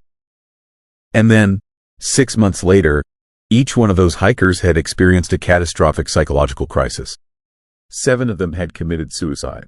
4 of them had suffered complete psychological breaks resulting in institutionalization. 6 of them had simply disappeared without explanation. Only 2 of them were still alive and able to be contacted, and both of them refused to speak about their experience on Flattop Mountain. One of them actually hung up on me the moment I mentioned the mountain, This name. I realized that my brother's disappearance was not an isolated incident. Something was hunting on Flattop Mountain. Something that did not kill hikers immediately. Something that followed them down the mountain and into their regular lives. Something that whispered to them from the darkness, that appeared in their peripheral vision, that drove them gradually toward complete psychological collapse and eventual death or disappearance. I made a decision that many people would call incredibly stupid. I decided to go to Flattop Mountain myself. I told my parents I was taking a vacation. I drove from my home in Denver to the small mountain town at the base of Flattop. I booked a hotel and spent the evening preparing my equipment. I brought a video camera, an audio recorder, a satellite messenger, and a radio similar to the one James had been using. I researched every hiking trail report. I studied weather forecasts. I prepared myself mentally for what I might encounter. The next morning, I began the hike at dawn. The mountain is beautiful in a way that almost hurts to describe. It is not dramatically steep or technically difficult. The trail is well maintained and clearly marked. The higher you go, the more you ascend above the tree line, and the world begins to open up. You can see for miles in every direction. You can see other mountains, other peaks, other hikers on other trails. The day I went up, the weather was perfect. The sun was bright. The visibility was unlimited. There were other hikers on the mountain. I saw at least 6 different people during my ascent. The mountain did not feel scary or isolated. It felt normal. It felt safe. It felt like a trap. I reached the summit at 11:30 in the morning. The view was genuinely stunning. I stood there and looked out at the world, and I felt the urge to broadcast my location, to call out into the air, to celebrate reaching the top of a mountain that had taken my brother this life. But I did not do any of those things. I simply stood there and waited. Nothing happened. The minutes passed. Other hikers came and went. The sun continued its arc across the sky. The shadows on the mountain grew slightly longer, but the world remained bright and visible and utterly normal. I was beginning to think that my theory was wrong, that I had wasted my time coming here, that James's disappearance was simply an accident with no supernatural explanation. Then I noticed something strange about the other hikers. They were not descending. I had been on the summit for nearly 40 minutes, and I had seen at least 12 different people arrive and reach the top. But I had not seen any of them leave. I looked around the summit area, which is only about 200 feet across, and I realized that I could only see 8 people. Where had the other 4 gone? I scanned the trail below. I looked at the parking area in the distance. I could not see anyone leaving. It was as if hikers were simply appearing at the summit and then vanishing. My hands began to shake. I raised my radio and tried to call search and rescue. I did not know why I did this. I was not in danger. There was nothing visibly wrong, but something in my instincts was screaming at me that the situation was deteriorating. When I pressed the transmit button, I heard static. Normal, expected static. But underneath the static, there was something else. There was breathing. Not my breathing, not the breathing of the other hikers around me. Something deep and resonant that seemed to come from everywhere and nowhere at the same time. I looked around to see if anyone else was reacting to the sound. Nobody was. The other hikers seemed completely unaware of the breathing on the radio frequency. They were taking pictures. They were chatting with each other. They were enjoying a normal day on a mountain. But I could see something that they could not see. I could see that some of them were not quite looking at each other. Their eyes were slightly unfocused. Their heads were tilted at unusual angles. Their shadows seemed to be falling in directions that did not quite match the angle of the sun. And then one of them looked at me. It was a woman in her mid-60s wearing a red jacket and carrying a water bottle. She had seemed completely normal seconds before, but now her head was turning toward me at a speed that human necks are not supposed to move. Her head was rotating with a sound that I can only describe as the creaking of old wood, or the grinding of metal that has not been oiled in decades.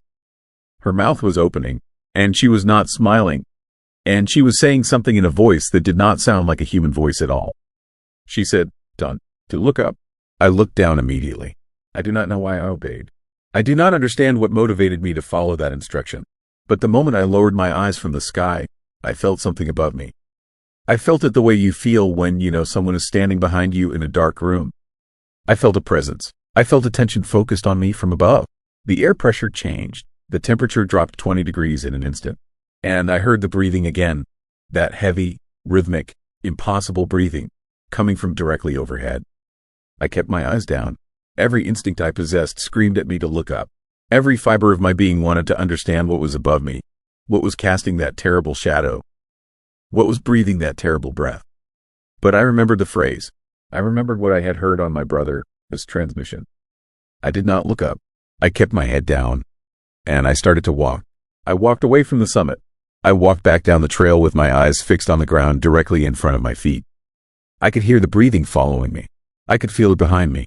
I could sense that something was descending the mountain with me, moving at the exact same pace, maintaining a precise distance that meant it could reach me if it chose to, but was not choosing to. Not yet. The other hikers did not try to stop me. They watched me walk past them with those same unfocused eyes, and I realized that they were no longer hikers at all. They were something else. They were vessels. They were puppets, and the thing that controlled them was still up there, still breathing, still waiting for me to look up. I walked down the mountain as quickly as I could without running. My legs were shaking so badly that I almost fell several times. My eyes never left the ground. I did not even look at the trail markers. I just followed the path downward, guided by instinct and terror and the desperate need to survive. The breathing got quieter the lower I went, as if the thing on the mountain could not venture far from the summit. By the time I reached the tree line, I could no longer hear it at all. But I still did not look up. I walked all the way back to my car with my head down. I drove back to my hotel. I locked myself in my room, and only when I was completely inside, with the door locked and the curtains drawn, did I allow myself to look upward again. That night, I edited the footage I had captured on my camera. I watched the video, expecting to see evidence of whatever had been on that mountain with me. But here's what I discovered. Whenever my camera was pointed at the sky, the image corrupted. It became filled with static and digital artifacts. The sky itself did not show up clearly in any frame. It was as if the thing on the mountain rejected being recorded, as if the act of capturing it on video caused some kind of feedback loop that destroyed the image data. I checked my audio recorder. The file was corrupted as well. All 7 hours of recording were filled with nothing but that heavy breathing, distorted and layered, playing at different speeds, creating a kind of horrible symphony of something that was not quite human, not quite animal, not quite alive in any way that I could comprehend. I drove back to Denver the next morning, but something came back with me. It started 3 days after I left Flat Mountain. I began to hear the breathing at night, just faint at first, coming from my apartment walls. I told myself it was the building settling. I told myself it was pipes. I told myself it was anything except what I knew it really was. But the breathing got louder each night. By the end of the first week, I could hear it even with my eyes closed, even with the television on, even with earplugs inserted into my ears. The breathing was inside my head. The breathing was in my chest. The breathing was in every cell of my body. And the whispers started. They came in the darkness. They came in the space between sleep and waking. They whispered the same message over and over with an intensity that became almost unbearable. They told me that I should not have come down. They told me that I owed a debt to the mountain. They told me that I had seen something that I was never supposed to see, and that I had left without paying the price. And they told me, with a certainty that felt like ice in my blood, that I would return. I will return to Flat Mountain. I do not know when. I do not know how. But I understand now that I will eventually go back there. The mountain will call to me the way it called to my brother. The mountain will appear in my dreams. The mountain will become more real than my waking life. And one day, when I am no longer able to resist, I will drive back to that town, and I will hike up that trail, and I will return to the summit. And this time, I will not look down.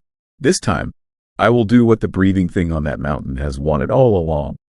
I will look up. I will see what my brother saw.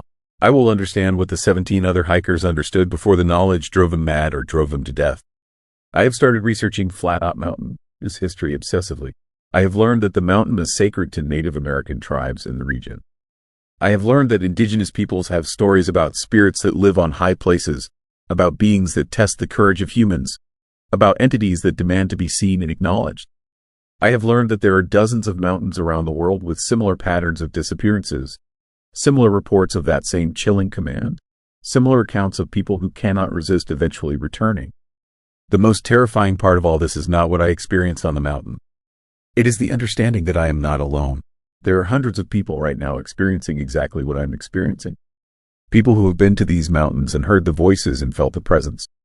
People who are gradually, inevitably moving toward the moment when they will return. People who are being hunted not by something that kills quickly, but by something that kills through anticipation, through psychological torment, through the inescapable knowledge that death is coming and there's no way to prevent it. I am telling you this story because I need you to understand that some places are not meant to be visited. Some mountains are not meant to be climbed. And if you ever find yourself on a high place, and if you ever hear a voice whisper those terrible words, you need to understand what you are being offered. You are being offered a choice between immediate psychological annihilation and a slow descent into madness that will eventually lead you back to that place anyway. You are being offered the chance to see something that will break your understanding of reality. You are being offered a kind of horror that cannot be described because the human mind is not equipped to process it. My brother took that choice. The 17 other hikers took that choice. And very soon, I will take that choice as well. The breathing is getting louder. The whispers are becoming clearer. And the call to return to Flat Top Mountain is becoming almost impossible to resist. So I want to ask you this, and I need you to think carefully about your answer. If you heard that whisper on a lonely mountain at midday, and if you felt that terrible presence above you, would you have the strength to look down and walk away? Or would you eventually give in to the urge to look up and see what was waiting for you in the sky? Story 6. Shadow Moose of Denali. I have seen something in the Denali wilderness that should not exist. Something that broke every rule I understand about how the world works. And it is still watching me. I can feel it watching me right now, even though I am hundreds of miles away from those dark forests where the nightmare began. Listen, I need you to understand that I am not a crazy person. I am not someone who imagines things or tells exaggerated stories for attention. I have been a hunter for 32 years. I have spent more time in the Alaskan wilderness than most people spend in their own homes. I know the difference between what is real and what is just my mind playing tricks on me in the darkness. What I am about to tell you is real. Every word of it is absolutely, horrifyingly true. It started on September 23rd, the opening day of moose season. I had planned this trip for months. I had arranged time off work. I had packed my gear carefully. New rifle, thermal imaging equipment, satellite phone, everything I needed for a week-long hunting expedition in the Denali backcountry. The weather forecast said clear skies and perfect conditions. I was excited. I was eager. I had no idea that I was about to encounter something terrifying that would destroy my understanding of reality. I drove out to the wilderness trailhead alone. The road became rougher and more isolated the further I traveled. Trees grew thicker on both sides. The landscape became more remote and untouched. By the time I reached my starting point, the nearest other human being was probably 50 miles away. That isolation felt comforting back then. Now it feels like a terrifying mistake. I hiked into the forest with my pack heavy on my shoulders and my rifle loaded and ready. The September air was crisp and cold. The kind of cold that tells you that winter is coming soon. The aspen and birch trees were just beginning to turn color. Gold and amber mixed with the deep green of the evergreens created a landscape that was beautiful and eerie at the same time. I felt completely alone out there, completely separated from civilization. That was exactly what I wanted. I set up a basic camp in a clearing next to a small stream. I unpacked my tent and my sleeping bag and my supplies. I spent the afternoon scouting the area for fresh moose sign. I was looking for rubbed trees and droppings and anything else that would indicate a large bull was in the area. I found plenty of evidence. The woods were full of signs that a big moose had been moving through recently. This was going to be a good hunt. Or so I thought. That evening, as the sun began to set and the light took on that strange golden quality that only happens in Alaska in the fall, I noticed something creepy. The forest had become unusually quiet, completely silent. No birds, no squirrels, no sound of any animal movement at all. Just absolute, eerie silence. I remembered thinking at the time that this was strange. Something must have scared off the smaller animals. Perhaps a predator was nearby. Perhaps a bear. But the silence felt deeper than that. It felt intentional. It felt like something was watching and waiting. I built a fire and cooked dinner. I sat by the flames and listened to the darkness pressing in from all sides. I told myself that the silence was normal, that animals often go quiet at night, that I was being paranoid. But deep down, I felt something disturbing in my gut. A sense of wrongness, a feeling that I was not alone out here, a terrifying awareness that something was watching me from the shadows beyond the firelight. I went to sleep early that night.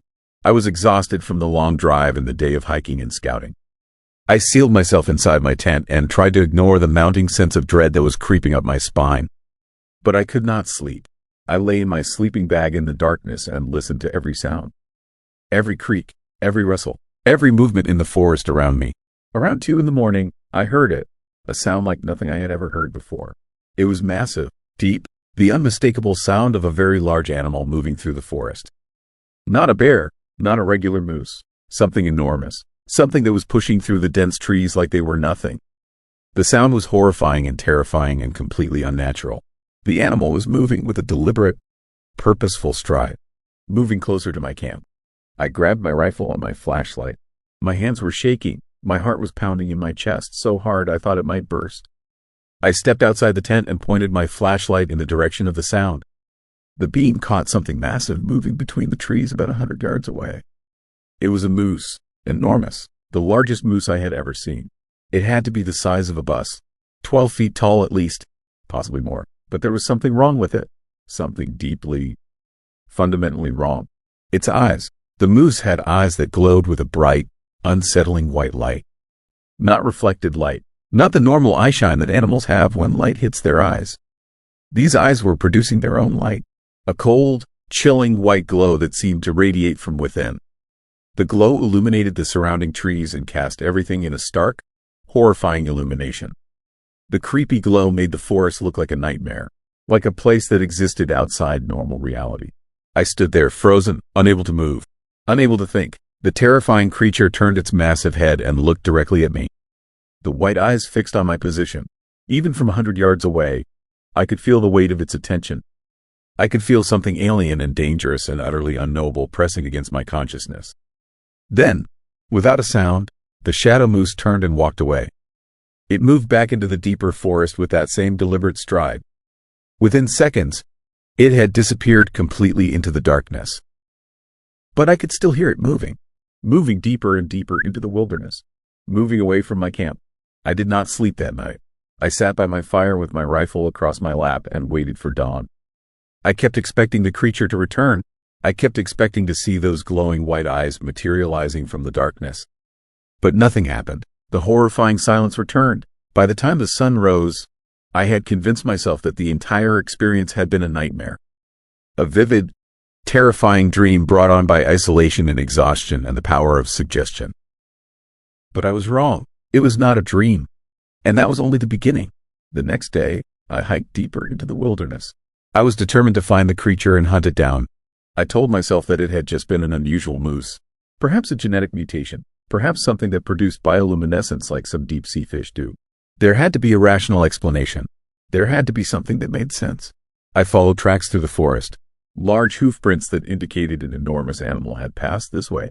The tracks went deeper and deeper into the remote backcountry. I hiked for hours. The landscape became more eerie and unsettling the further I traveled. The trees grew thicker and darker. The sky seemed to fade to a strange gray color even though it was only mid-afternoon. The terrifying feeling that I was being watched intensified with every step. Then I discovered something that made my blood run cold. The tracks simply stopped, ended abruptly in a small clearing. There were no more hoof prints leading away from this spot. The creature had simply vanished. But what was even more disturbing was what I found when I examined the clearing more closely. There were multiple sets of tracks here. Not just from one animal. From many animals, dozens of sets of tracks, all converging on this central spot. But the creepy thing was that all the tracks were fresh. All the tracks were from this season. And all the tracks led to this clearing and then stopped. I realized with a horrifying sense of dread that I was looking at a pattern. A terrifying pattern of disappearances. Every animal that had passed through this clearing had vanished. Every creature had simply stopped existing at this exact spot. I used my thermal imaging camera to scan the clearing for any sign of heat signatures or bodies or remains. Nothing. The clearing was completely empty. No heat signatures, no traces of blood or bones or any evidence that anything had died here. Just the tracks, just the eerie converging evidence of something terrible that had happened in this place. I should have left. I should have packed up my camp and hiked back to my truck and driven away from Denali forever. But I could not leave without understanding what I had found. I could not walk away from the mystery. So I decided to stay. I decided to try to track the creature. I decided to hunt the shadow moose. For 3 days, I followed the trail. Each day I would wake at dawn and hike into the deep wilderness. Each day I would search for tracks or signs of the creature. And each day I found nothing. But each night, I would hear it. I would hear that massive animal moving through the forest. I would hear the terrifying sound of something enormous pushing through trees. I would hear it circling my camp. Watching, waiting. The worst part was that I could never pinpoint the location of the sound. It seemed to come from everywhere and nowhere at the same time. It was behind me, then in front of me, then to my left, then to my right. The terrifying creature was surrounding me. It was hurting me. It was playing with me like a cat plays with a mouse. On the fourth night, I saw it again. I was sitting by my fire, staring into the flames, when I saw movement at the edge of my vision. The shadow moose stepped out of the darkness and into the firelight. This time it was much closer, only 30 yards away. I could see it in terrible detail. The creepy white eyes were even more unsettling up close. They were absolutely enormous. Each eye was the size of a human head. And they were looking directly at me with an intelligence and awareness that no animal should possess. The creature was even larger than I had initially thought. Looking at it now, illuminated by my fire, I realized that the description of it being the size of a bus was actually understating how massive it really was. It was like looking at a living mountain. It was like confronting something that had no right to exist in a world governed by the laws of physics and biology. But here's what terrified me the most. As I looked at the creature more carefully, I began to notice something deeply wrong with its physical form. The moose, its body did not cast a shadow. Even though the firelight was illuminating it from the side, there was no shadow on the ground behind it. The creature seemed to absorb light rather than reflect it.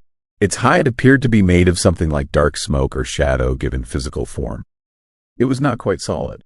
It was not quite real. It was existing in a terrifying space between reality and something else. I raised my rifle and aimed directly at the creature, its massive head. I targeted one of those glowing white eyes. I did everything I had been trained to do. I took a deep breath. I steadied my aim. I prepared to fire. And then something incredibly disturbing happened. The moose opened its mouth and made a sound. Not the normal sound that an animal makes. Not a bellow or a snort or anything that I could categorize. The sound was like something between a scream and a roar and a frequency that my ears were not quite designed to hear. The sound was so loud and so terrifying that my eardrums felt like they were rupturing. My entire body went into shock. My muscles became paralyzed. My rifle fell from my hands. I collapsed to the ground. I felt something dark and cold and utterly alien pressing against my consciousness. It felt like the creature was inside my mind somehow. Like it was searching through my thoughts. Like it was examining who I was and what I wanted and what I feared. Then the presence receded. The creature turned and walked back into the darkness. The horrible sound faded. I was left gasping for breath on the cold ground, trembling and terrified and completely unable to explain what had just happened. I made a decision that night. I decided that I would use my thermal imaging equipment to understand what was happening. If the creature was leaving no heat signature during the day, perhaps I could track it using the thermal camera at night when it was active. Perhaps I could gather evidence that would prove to the outside world that this terrifying thing was real. The next night, I positioned myself in a tree about a mile away from my camp. I had my rifle and my thermal camera and my satellite phone. I was ready to document evidence. I was ready to capture proof of the shadow moose, its existence. I waited as darkness fell. I waited for the creature to emerge from wherever it spent its daylight hours. And then I saw it. The thermal camera showed nothing. No heat signature. No body heat at all. But I could see the creature in normal light. It was moving through the forest below me. Enormous and terrible and absolutely wrong. The moose was making its way toward my camp, toward my tent and my gear and everything that had my scent on it. The creature was hunting me. I watched through the thermal camera as it reached my campsite. I expected the camera to show nothing again. But then I saw something that made my entire body go rigid with fear. There were other shapes in the thermal image.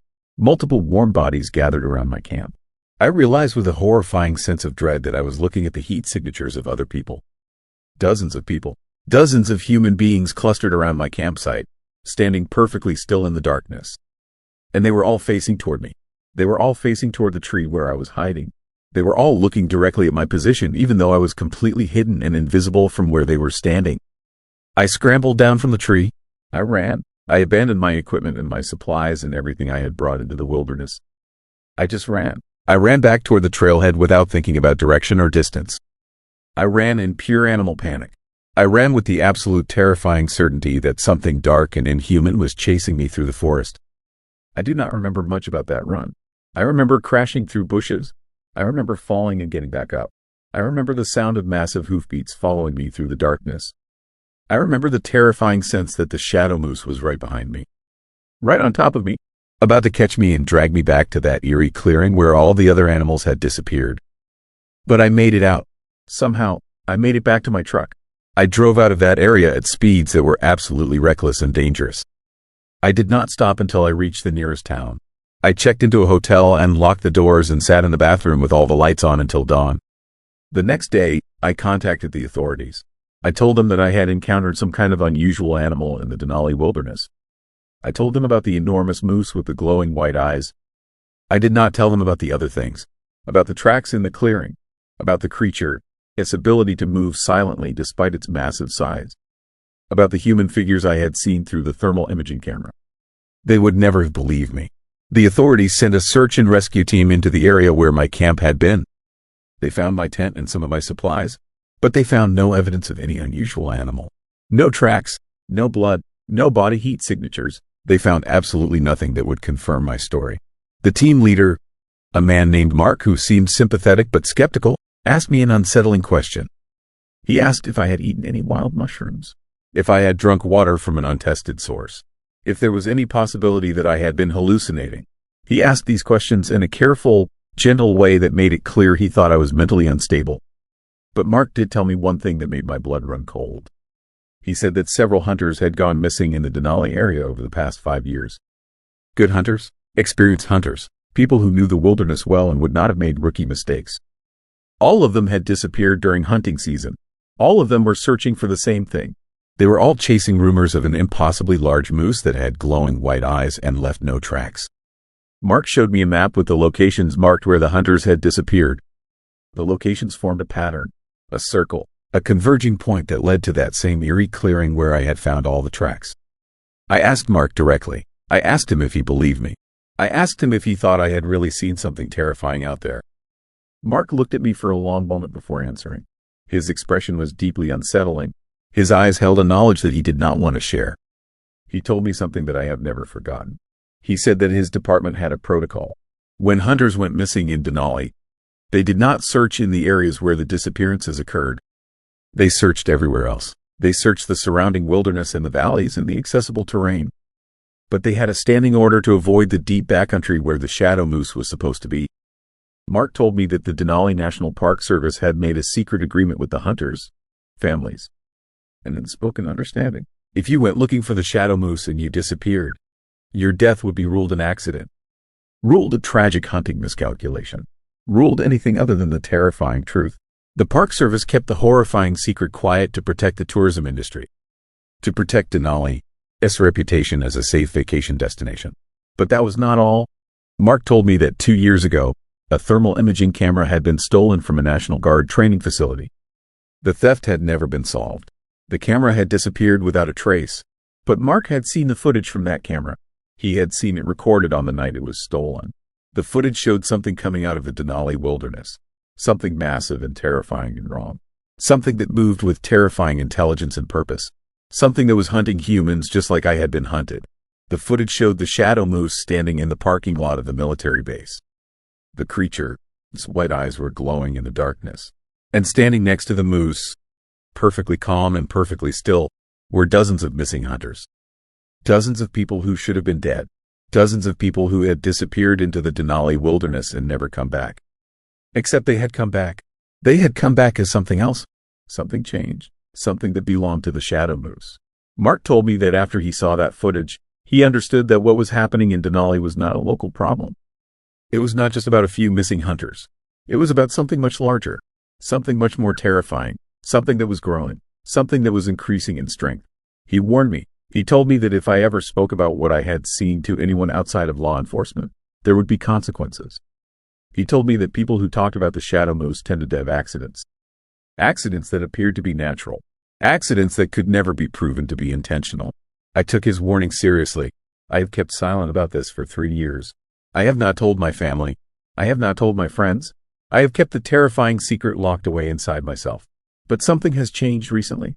Something dark is happening. I have started seeing that creepy white glow in the darkness near my home. It appears in my backyard. It appears on nearby roads.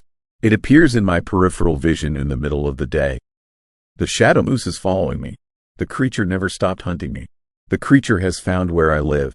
And just last week, I received a package at my door. There was no return address. Inside was a photograph. The photograph showed me. In the photograph, I was standing in the Denali clearing with dozens of other people. Dozens of other missing hunters. In the photograph, I was smiling. In the photograph, My eyes were glowing with that same terrifying white light. But I have never been back to Denali since I escaped 3 years ago. The photograph was impossible. The photograph could not exist. Unless I am already one of them. Unless the shadow moose got me after all and I do not even remember it happening. Unless my memories of escaping are false. Unless everything I think I know about myself is a lie created to keep me unaware. To keep me functioning in the human world while I belong to something else. I do not know how much longer I can pretend to be normal. I do not know how much longer I can hide what I am becoming. I do not know how much longer it will be before the glowing white eyes finally open in my own reflection and I accept what the shadow moose has made me into. So I need to ask you something. I need to ask you the question that terrifies me most of all. If you could not remember something that happened to you, how would you know? How would you know if the person you see in the mirror is really you, or if you are already something else wearing a human face? Tell me in the comments below. Tell me what you think happens to the hunters who disappear in Denali. Story 7, Room 214. The shower in Room 214 has been running for 3 days straight, and nobody has the key to turn it off. I know because the night manager at the Silver Bow Inn in Juneau, Alaska, and I'm the one who has to listen to that water flowing through the pipes every single shift, knowing that something impossible is happening just 2 floors above my head. Something that violates every rule of reality I ever believed in. Something that is getting worse. Let me tell you about the guest who I ascend to there. The one who checks in every night at exactly 11:37. The one whose presence I can track through every system in this hotel except the one that matters most. Physical reality itself. Because Room 214 is occupied by something that exists in our computers, our electrical grid, our water system, and our security footage, but never, ever appears when you open the door. I've been working at the Silver Bow for 6 years. It's a small historic hotel downtown, the kind of place that caters to tourists in summer and oil workers in winter. 42 rooms spread across 3 floors. Nothing fancy, nothing special, just clean beds and hot showers and the kind of reliable anonymity that travelers appreciate. At least, that's what it used to be before Room 214 started manifesting its horrifying presence. The first incident happened 3 months ago.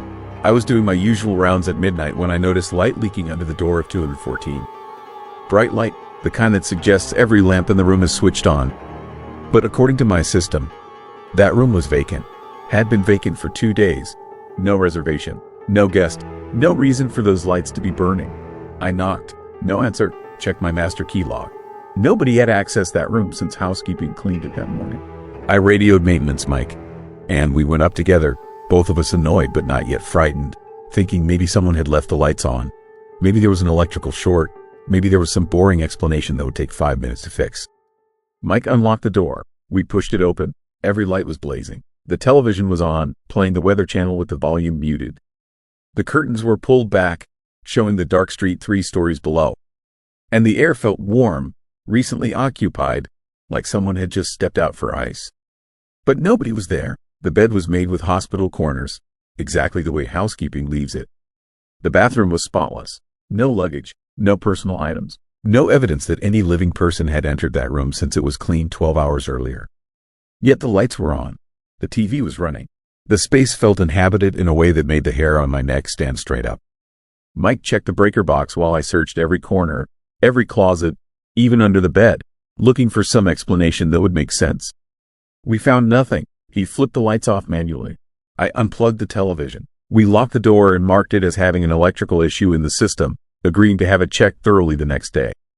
At 2:15 in the morning, my security system showed the lights in 214 turning back on. All of them, simultaneously, like someone had flipped every switch at exactly the same moment. But the door logs showed no entry. The hallway camera showed no movement. The room had sealed itself and then illuminated itself without any physical interaction. That is when the fear started creeping in. That cold, unsettling realization that something genuinely wrong was happening. Something that couldn't be explained by faulty wiring or forgetful housekeepers. Something that existed in that eerie space between the rational world and the nightmare underneath. The next night, the shower started running. I could hear it through the pipes in my office. That distinctive sound of water hitting tile, echoing through the building, this old plumbing system. I pulled up Room 214 on my management software, and there it was, checked in. Guest name listed as current occupant. Check-in time, 11:37 p.m.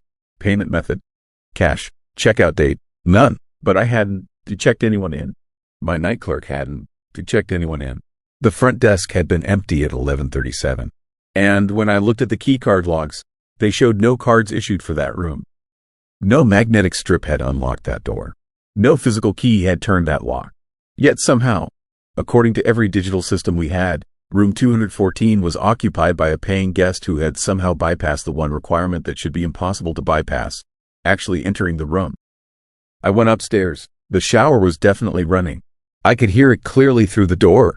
That steady rush of water that suggested someone was in there, naked and vulnerable, standing under the spray. I knocked, called out that this was management, waited for a response that never came.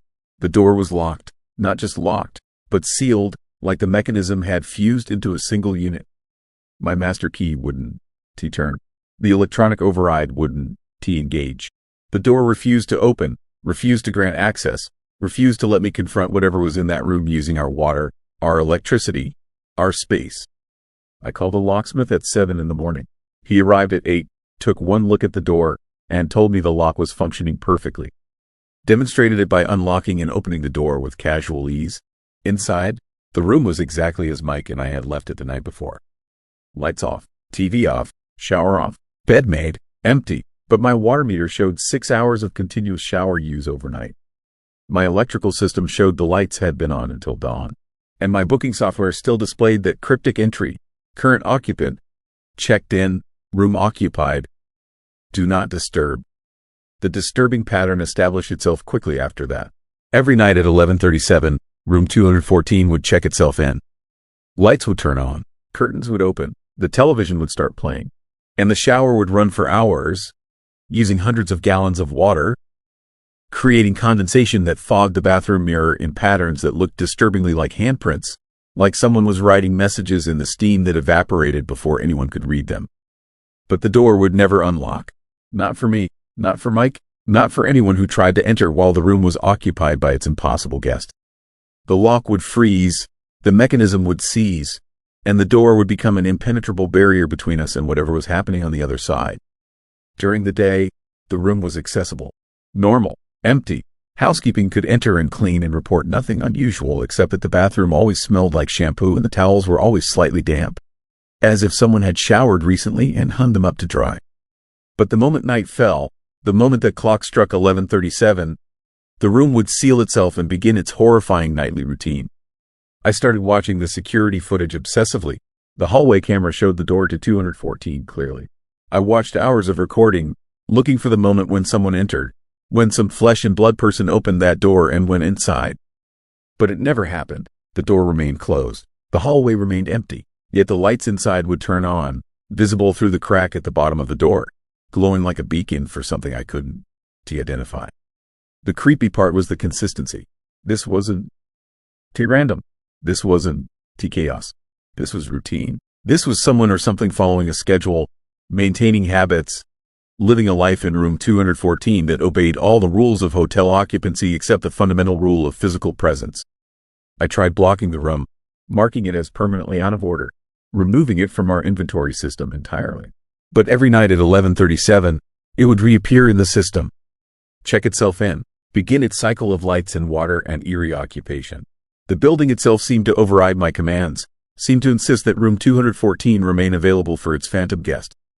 Other staff started noticing. Housekeeping reported finding the bed slept in some mornings. The sheets rumpled and warm, the pillow indented like a head had rested there.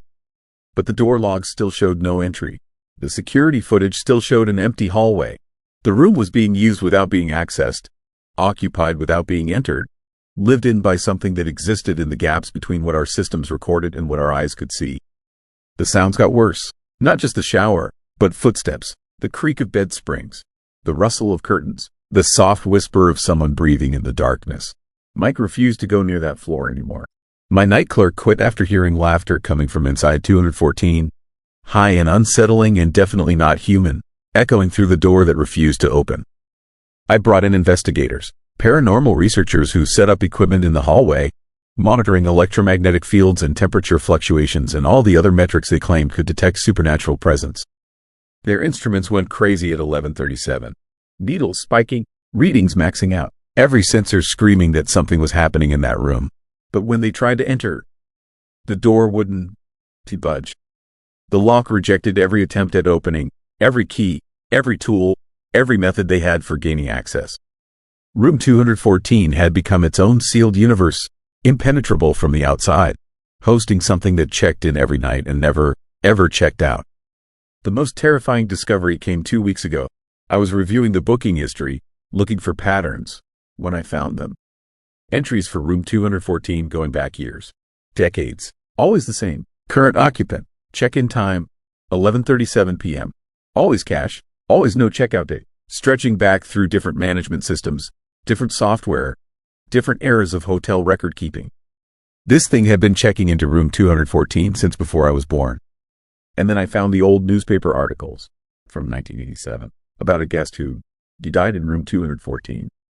Heart attack in the shower. Found 3 days later when housekeeping finally got management to override the door lock because nobody had seen him leave. The article mentioned that he checked in at 11:37 p.m. That he always been a regular guest. Same room, same routine, same strange insistence on privacy. His name was listed as Robert Chen, 47 years old, traveling salesman, no next of kin, buried in the city cemetery under a simple stone that probably nobody visits anymore. Dead for 38 years. But apparently still maintaining his reservation, still following his routine, still occupying room 214 every single night in whatever form the dead take when they refuse to abandon their habits. Stop trying to enter the room at night. Stop fighting the system when it marks 214 as occupied. Stop questioning the water usage or the electrical bills or the presence that has claimed that space as its own.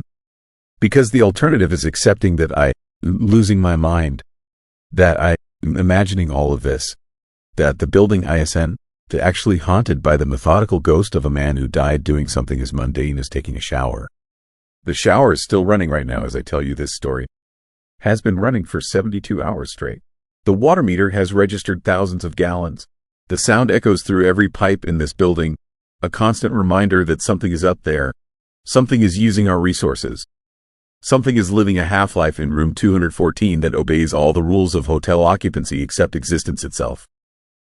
Accepted that I work in a haunted hotel, that one of my rooms is permanently rented to a ghost who pays in cash that never appears in the register, who checks in through systems that shouldn't, to allow check-ins without human input, who exists in the digital records and the plumbing and the electrical grid but never in the physical space you can touch and see and measure.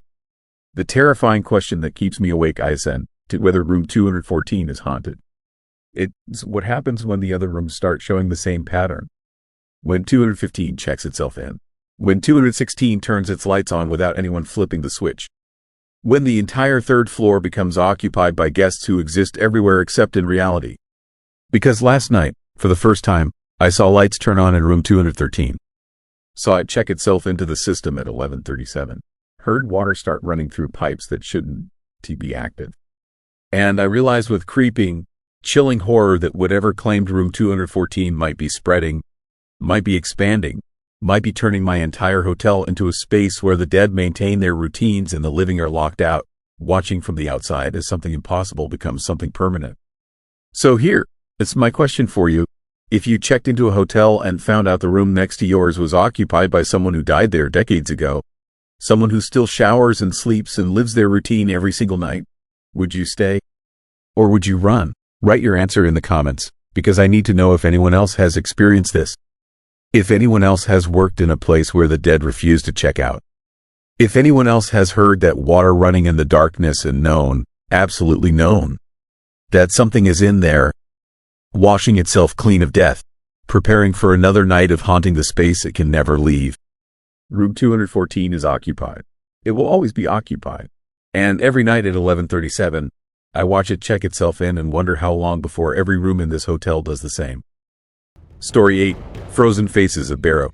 I never believed in evil until I took the night shift in Barrow, Alaska, during the polar night. For those who don't know, polar night is when the sun doesn't rise for 67 straight days. Complete darkness. 24 hours of black sky, frozen air, and silence so thick it feels like the world has stopped breathing. Most officers request transfers before their first winter up here. I thought I was tougher than that.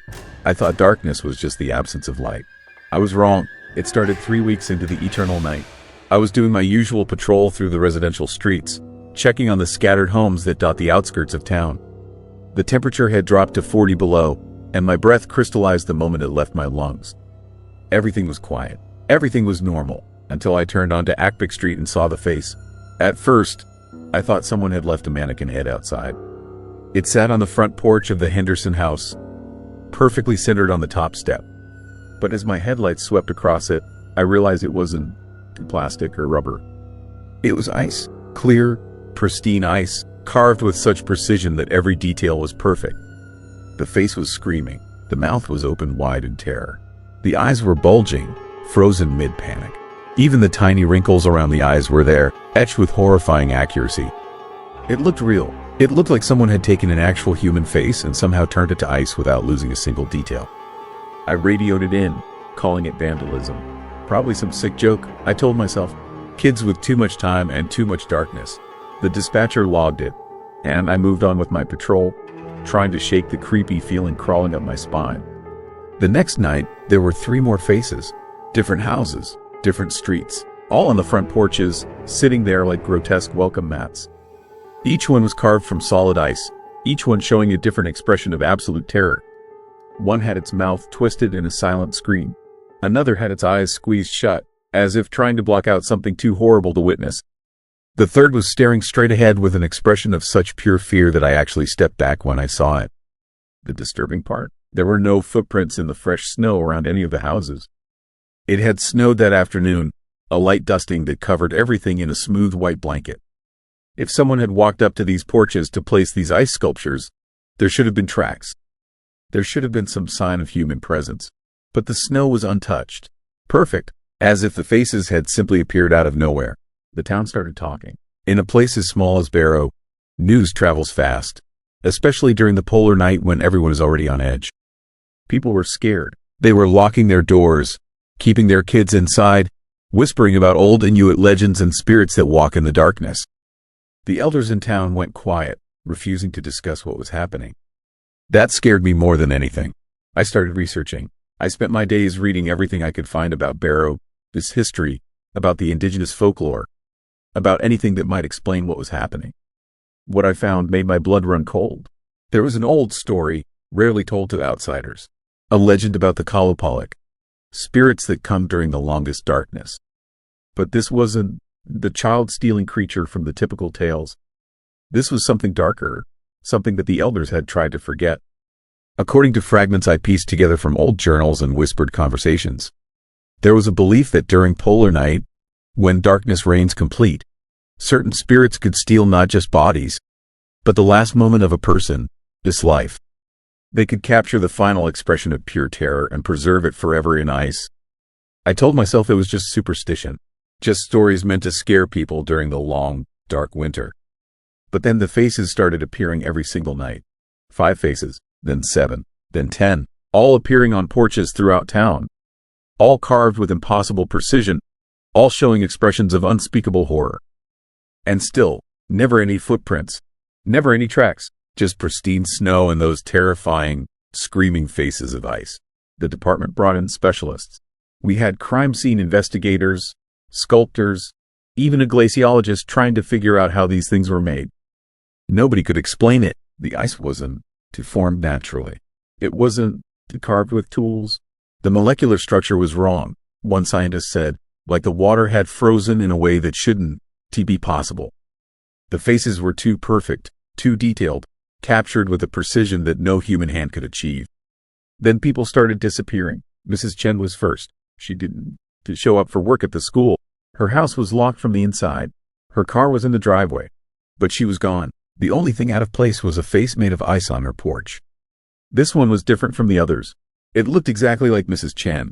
I stood on that porch, staring at that frozen face, and felt reality crack around me. Every detail was perfect. The small scar above her left eyebrow from a childhood accident, the slight asymmetry in her smile, the tiny mole near her ear. It wasn't just a face. It was her face, captured in a moment of absolute terror, frozen in crystal clear ice. We broke into her house. Everything was normal inside. Coffee cup still on the counter, TV remote on the couch. But Mrs. Chen was gone, and on her porch was her face, screaming silently in frozen horror. 3 more people vanished over the next week.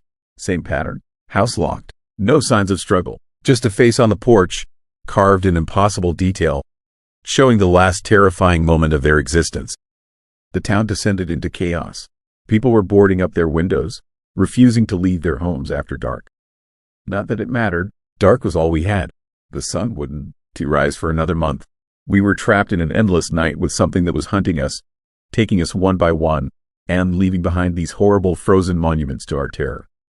I became obsessed. I stopped sleeping. I spent every waking moment patrolling the streets, watching, waiting.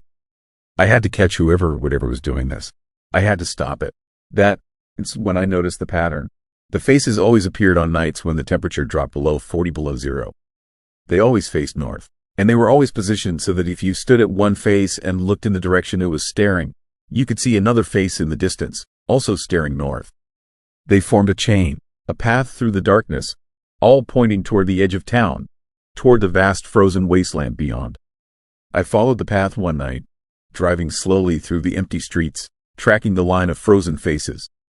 They led me past the last houses, past the city limits, out onto the old ice road that stretched into the absolute darkness of the Arctic. My headlights barely penetrated the black. The cold was so intense that my truck's engine groaned in protest. 5 miles out, I found something that made my mind rebel against what my eyes were seeing.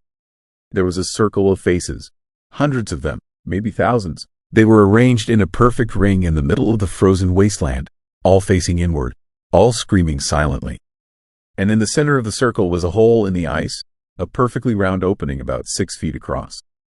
Dark water churned beneath, impossibly unfrozen despite the brutal cold. I got out of my truck. Do you know why? Every instinct was screaming at me to leave, to drive away and never come back. But I had to see. I had to know. As I approached the circle, I realized the faces weren't just carved ice. They were containers. Inside each frozen face was something dark, something that moved and shifted like smoke trapped in glass. I got closer to one, knelt down, and looked into its screaming mouth. Inside, I saw memories, flashes of moments, a birthday party, a wedding, a child being born. These weren't just faces.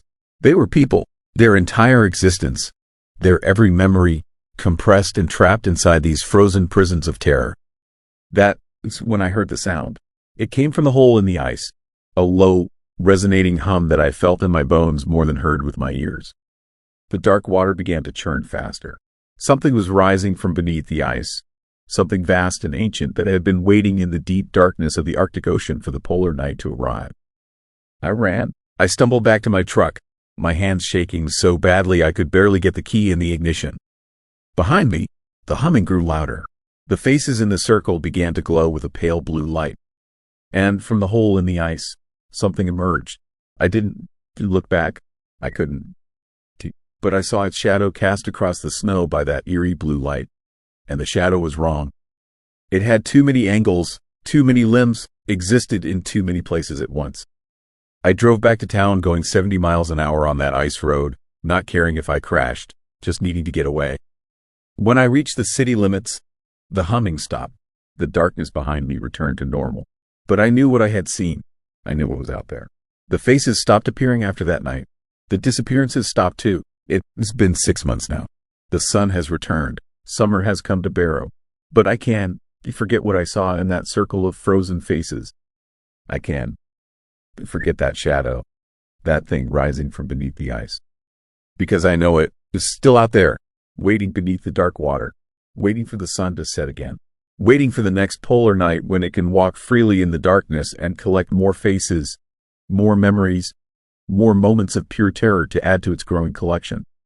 The elders still want to talk about it, but sometimes, late at night, I see them looking north with expressions of sad resignation.